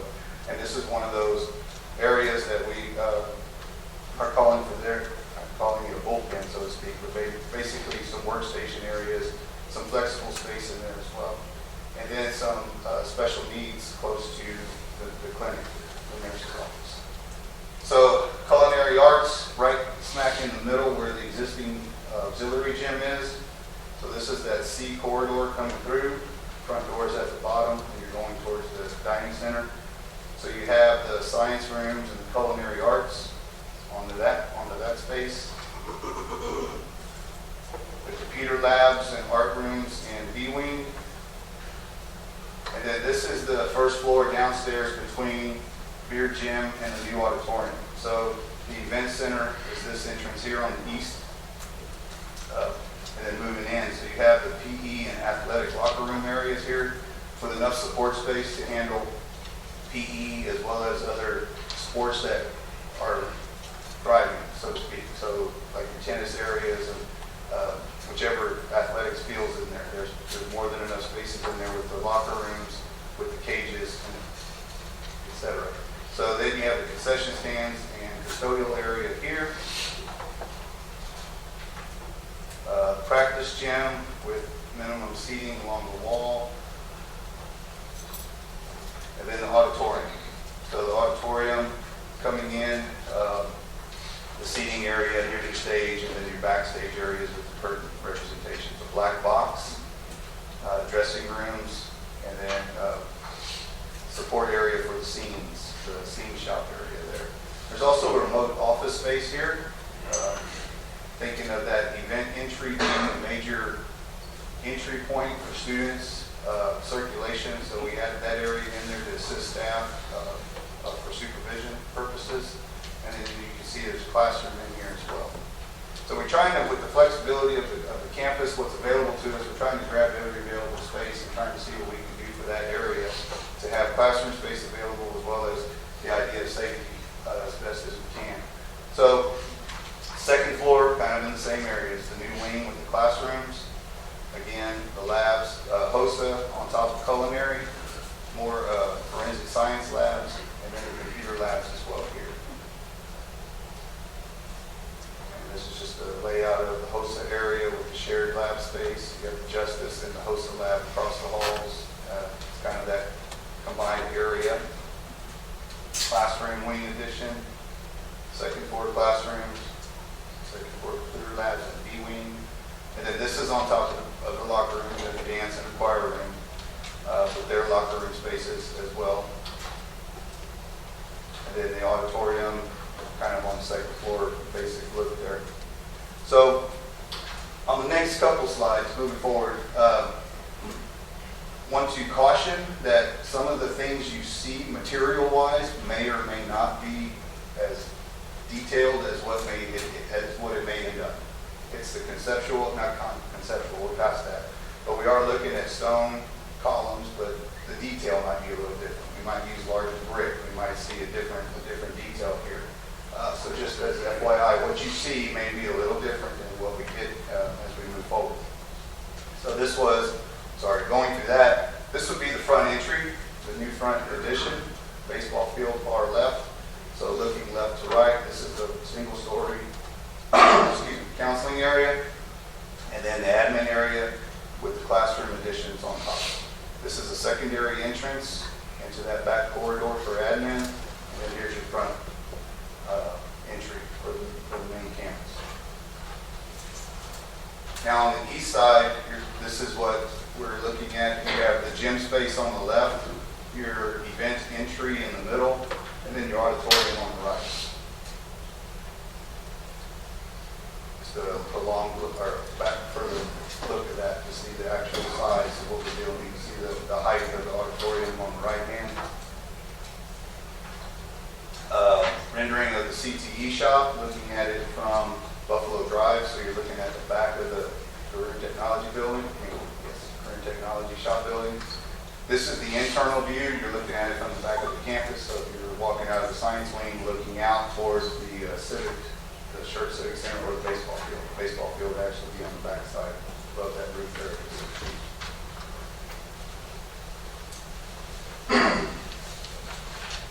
So that was not a CTE building from the south. That's the stairway at the D&E wing. And then the bridge connection from the event center to the main building. This version that you're seeing here is the enclosed version, which would be an alternate. We're going to look at doing that as an alternate. The base bid, it'll be an opening enclosure where you still have guardrails. It'll be just an open connection there. So this will be second floor to second floor. Another view of that. And then the enclosed stairwell on the west side of the science wing. If you recall now, that's an exterior stairwell. So that aids in the circulation. Just another view of that. And then this is that vacated area from the existing auditorium now and capturing that outdoor seating space that staff and campus was asking for. So this is a rendering of what we're looking at doing out there with the sunshades and available seating. And it doesn't have to be these type of tables, but that's the idea of having this space available for outdoor seating or during the lunch times or during just regular off time, not off times, because I know they're all trying to learn during the day, but those times when it's needed to have outdoor space there, maybe even some flexible learning areas. I'm learning out there. So the front entry inside, this gives you kind of the idea of what we're looking at. You have the check-in station, the buzz doors. This, in the back corner, this is the existing stairwell in the mall area now. So you kind of get that idea of the depth of how far we're coming out to where you can get into where the students are for the circulation. This is the entry. You're looking, the doors to the entry side of that event entry is onto the left. You're looking at the gym addition, and then this is the stairway that goes up to the second floor where choir and dance is, and then coming around to the front of this would be to the right, would be the auditorium. Another view of the stairway going up. And then the auditorium, inside of the auditorium. You can tell we followed the kind of the concept of the steel look and the feel with a few changes into that, but have the same amount of seating, the practice gym.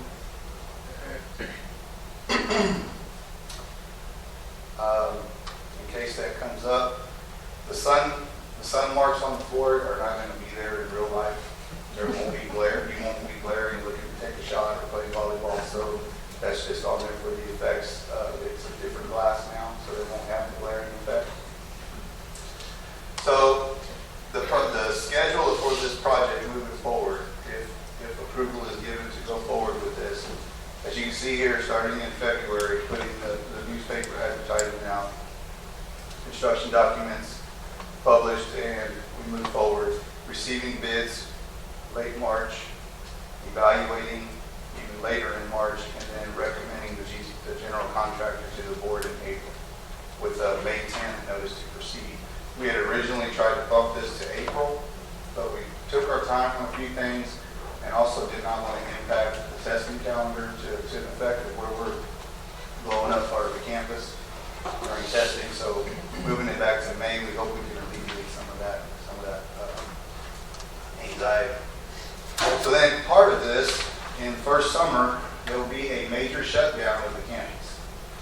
And with that is basically everything considered A, B, C, D, and E wing will have, as you see here on line 1, electric, water, HVAC, data, nothing's working. We're replacing a lot of the infrastructure in there for those utilities. We'll be looking at working through and moving the fiber location for the fire alarm and the internet and fiber access, starting the demo, and then also working on the front entry and demoing that front canopy to get ready for the addition to the front. So you see here in June, there's a lot of new stuff happening on the exterior area, but we also need to get some things done underfloor, which is a shutdown. So we're working with campus and with the district on that. Starting in July, we're moving a portable to the back of the campus because in essence, both sides and the front of the building will be very minimum access. So we're going to flip the campus and have the main entrance to the back. And that's a life safety issue. We're working with the city of Schertz with that as well. So we're hoping to have an admin portable back there, as well as a office area. This line 2 in August, having a remote admin office area completed in there for the start of school. So after that fun summer, we're hoping by January of 18, we'll have the new CTE building to have the students move into, and work will continue on the envelope side, on the east, west, and south. And then in June, we have the utility shutdown part 2. So same thing, campus-wide, finish out anything that may not be completed in the shutdown of 1. And then you can see as we go through the process of August 18, having ROTC renovation complete, the new gym complete, and then work continues, and then these milestones, as you see here, for January, the new locker room, new dance. In June of 19, the new auditorium is complete. Then December 19, having the B-wing interior complete. So that's that inside the campus area, so we're still not done in 19. July of 19, culinary arts and HOSA complete. And then December, the courtyard. And then February of 2020, parking lot and fencing and end of project.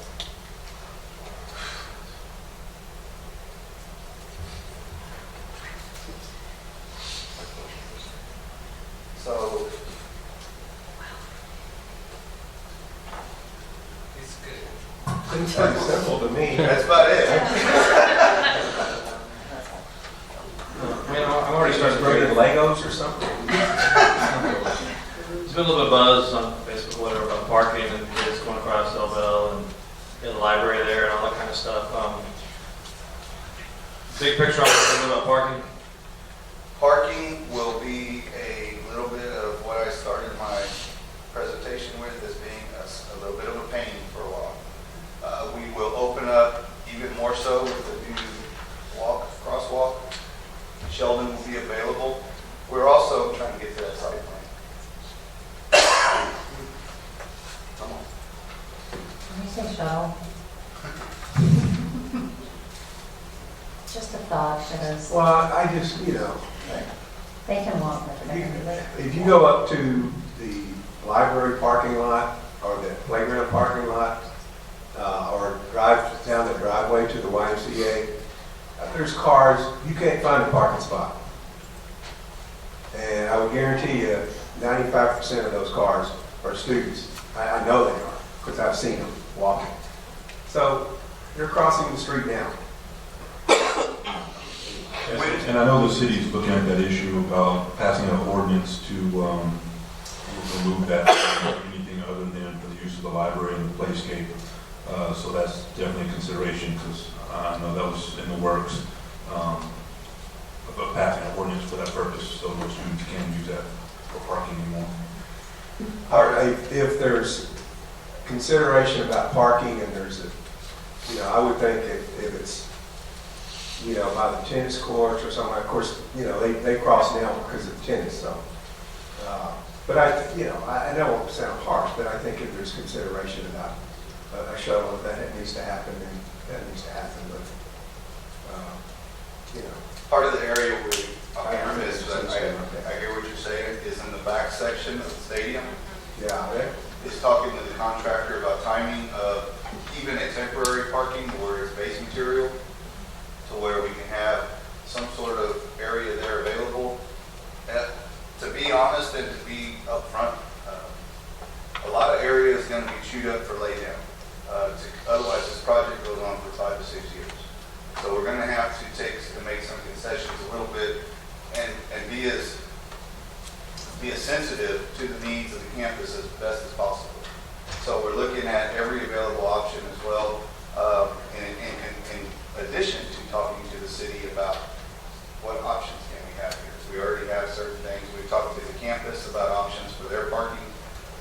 So we're working on that piece, but we don't, until we get a GC, the general contractor, and talk about the actual, are they comfortable with the way we've designed and phased this, they may have a different idea.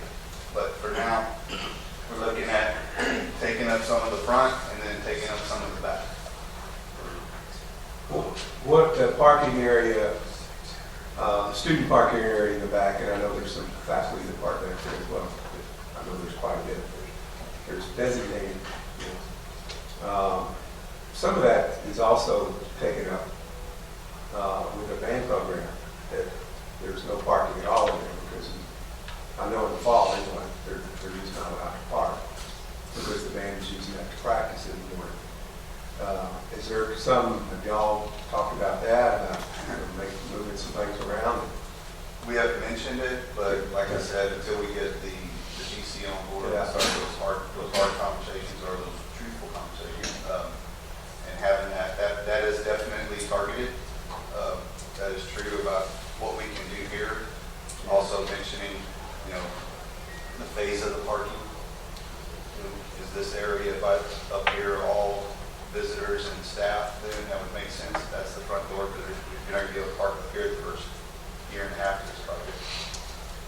If there's parking in the back there behind the stadium, then you might have to have some sort of shuttle or something. I don't know.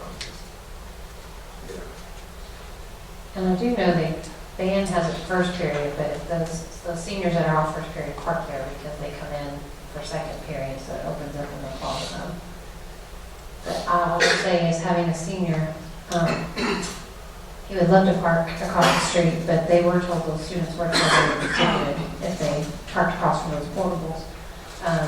But the main reason the kids say they don't park at the sports courts is because they're running late and they're not going to make it on time, so they want to park as close as possible. So All right, any further questions on this? All right, so we have a proposed motion on page 90. Mr. President, I move the Board of Trustees approve the final design of Clemens High School renovations and additions as presented. Funding for this project will be from voter-approved bond 2016 election. And a second. All right, motion and second. All those in favor? Any further discussion? Okay, all those in favor, raise your right hand. Any opposed, same sign. Okay, motion passes unanimously. And good luck, Wayne. Let's do it.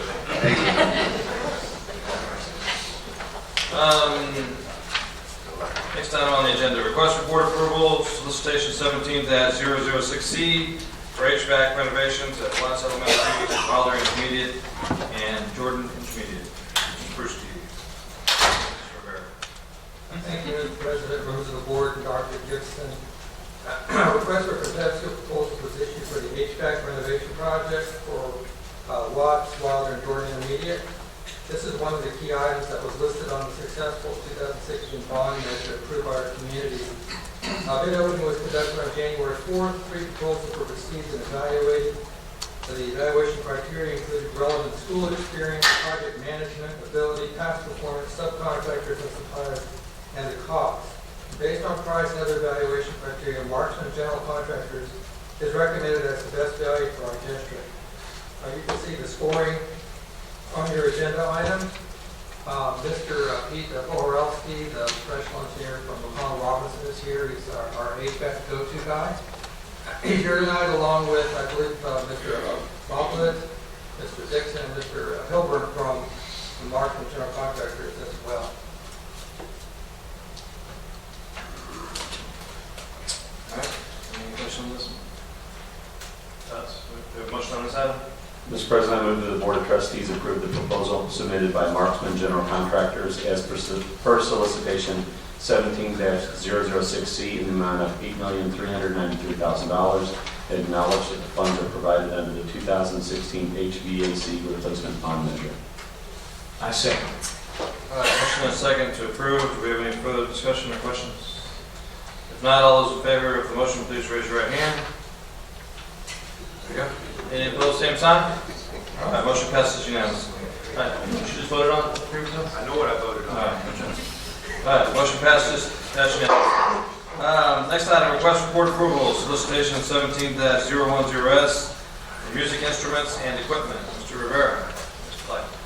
Mr. President, members of the board, and Dr. Gibson, as Mr. Lett discussed earlier tonight, our music instruments and equipment made a big impact in our school district.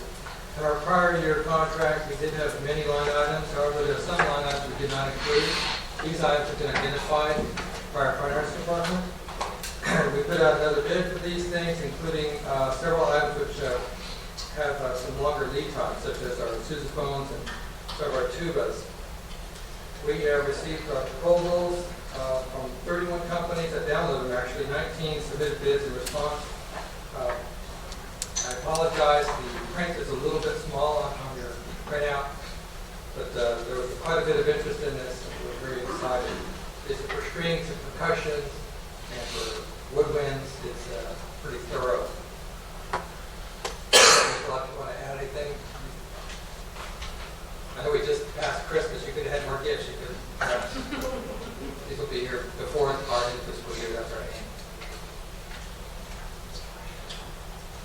Mr. President, I move that the Board of Trustees approve the recommended unit pricing for music instruments and equipment from the recommended suppliers listed as per solicitation 17-01S, funding to be provided under the general operating funds. My second. All right, motion and a second. Any further discussion? If not, all in favor, please raise your right hand. Any opposed, same sign. Motion passes unanimously. And we already did action item C4. Closed session is the next item on the agenda. I briefly discussed this with Dr. Gibson earlier, but I'll just throw this out on the board. Let me know if you're okay with this. We have several employment-related issues for closed session, and we also have a closed session item pertaining to the sale of real property. I know the folks here from the church have been real troopers tonight and stayed with us now for 6.5 hours. It may be 6 before we're all over. We're done here. So we could meet in closed session to simply discuss that item. I have no idea how long the other items may take. Come back out and make a vote on that, and then go back into closed session. Or we just stay in closed session and get all of our business done at one time and then come back. So this is a courtesy to these folks that have stayed here all this time. Does anyone have any thoughts or preference there? Do we anticipate the other one taking? It may or may not. I don't know. Totally. So, okay. Everybody okay with doing all? All right. Sorry, folks. We'll be quick. So at this time, the board is going to go into closed session in accordance with Texas Government Code, Chapter 551.074, to discuss personnel matters, and also 551.072, to deliberate the sale of real property. And again, folks, I don't know how long this is going to take, but we'll come back out of closed session and make any votes public at that time. And let's get rolling. It's now 11:06 p.m. And first of all, appreciate the audience still being here. I don't know. divine intervention and whatnot, but this is literally the latest we've had a board meeting in years. So we just had several important topics to discuss. Yeah, so, you guys plan on coming back next month too? All right, this time we're back in open session again, 11:06 p.m. The only items we discussed in closed session were those on the agenda and those that were in compliance with the Texas Open Meetings Act. We'll just go ahead and take it right down the list here. So now that we're back in open session is where we actually make votes and decisions on those items that we discussed. First, letter A here, request for board action, employment of Director of Athletics, Health, and Physical Education. Ms. Cameron? The position of Director of Athletics, Health, and Physical Education is a new budgeted position for the 2016-17 school year, and this position will be funded from the school year 16-17 general operating budget. Okay, do we have a motion on this item? Mr. President, I move the Board of Trustees approve the employment of Director of Athletics, Health, and Physical Education for 2016-2017 school year as recommended by administration. Second. And discussed in closed session. And discussed in closed session, yes. Thank you. Second. Okay, we have a motion and a second. All those in favor, please raise your right hand. Any opposed, same sign. Okay, that motion passes 6-1. Going to item B, request for board action, employment of campus principal, Corporate Junior High School. Ms. Cameron. The position of campus principal is replacing a budgeted position for the 2016-17 school year and will be funded from the general operating budget for 16-17. Yeah, do we have a motion?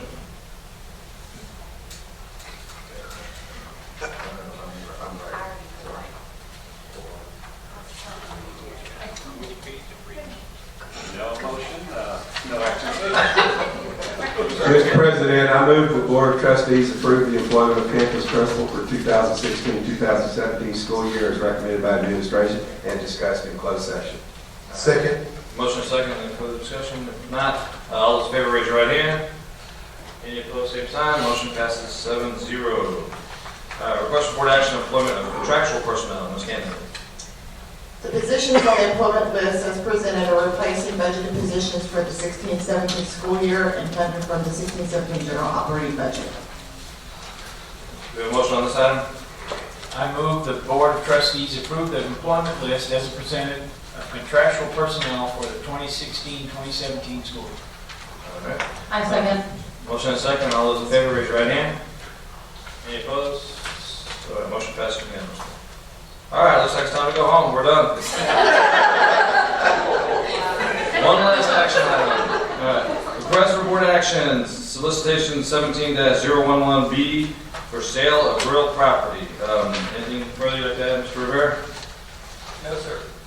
Mr. President, I move the board accept the bid of Refuge Church of San Antonio for the Northview Student Resource Center, authorize board president and secretary to execute a resolution approving the sale, authorizing the superintendent to execute the real estate sale contract with the bidder, and authorize the board president to execute a deed and other closing documents necessary to convey the property. Second. All right, motion and second. Any further discussion? All right, all those in favor, please raise your right hand.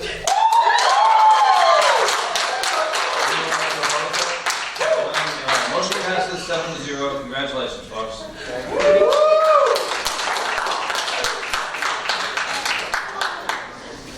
All right, we're going to give you guys a list of all the committees we have in the district. You guys are true road warriors, so we appreciate you being here tonight, okay? All right, moving on. Review of information regarding the 2017 HEB Excellence in Education Awards interview. Dr. Gibbs.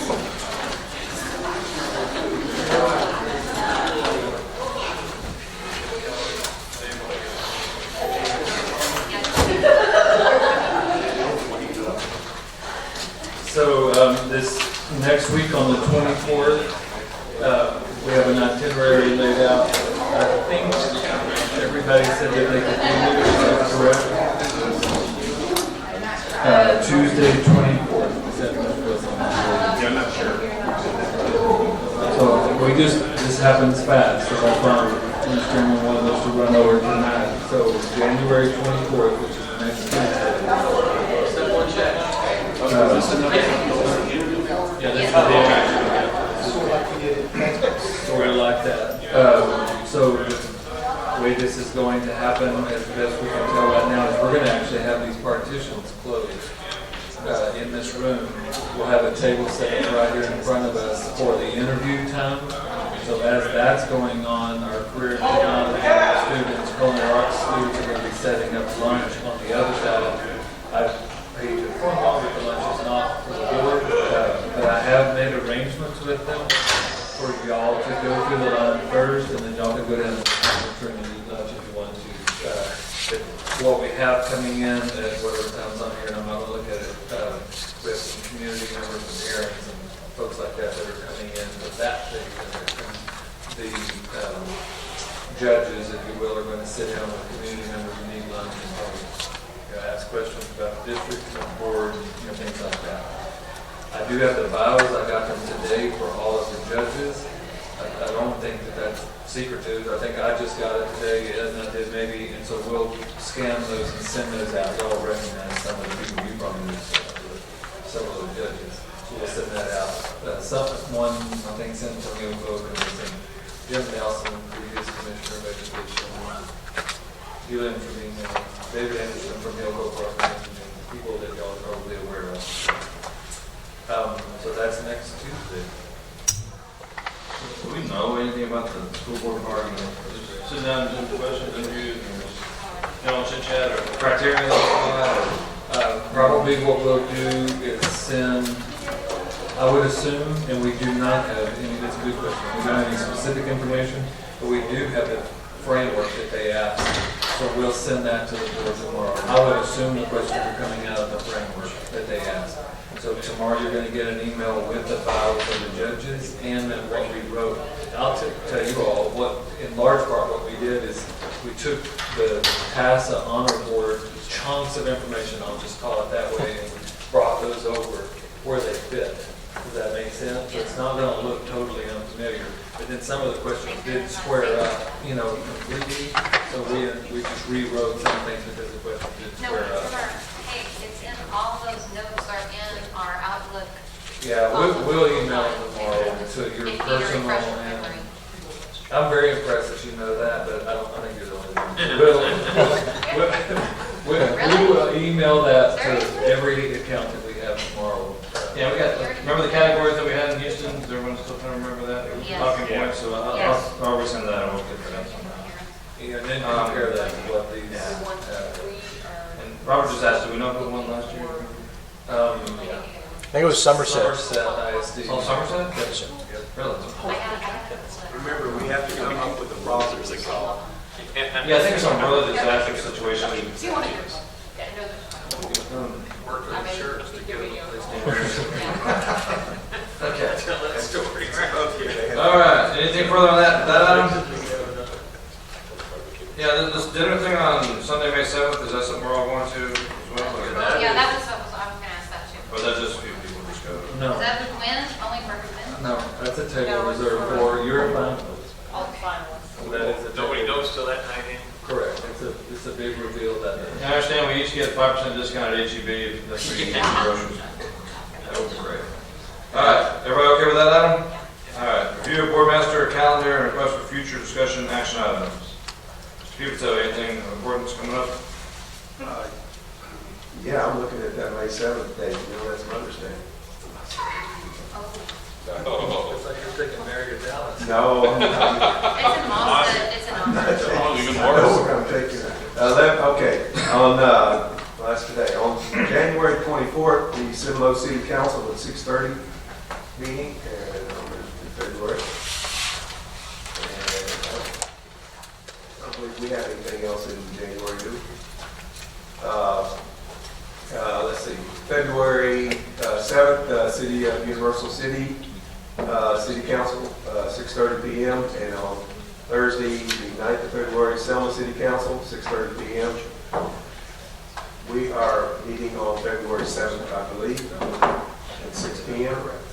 And on 14th February, 11:30 a.m., Tri County Chamber, 6 p.m. Schertz City Council, and 6:30 p.m.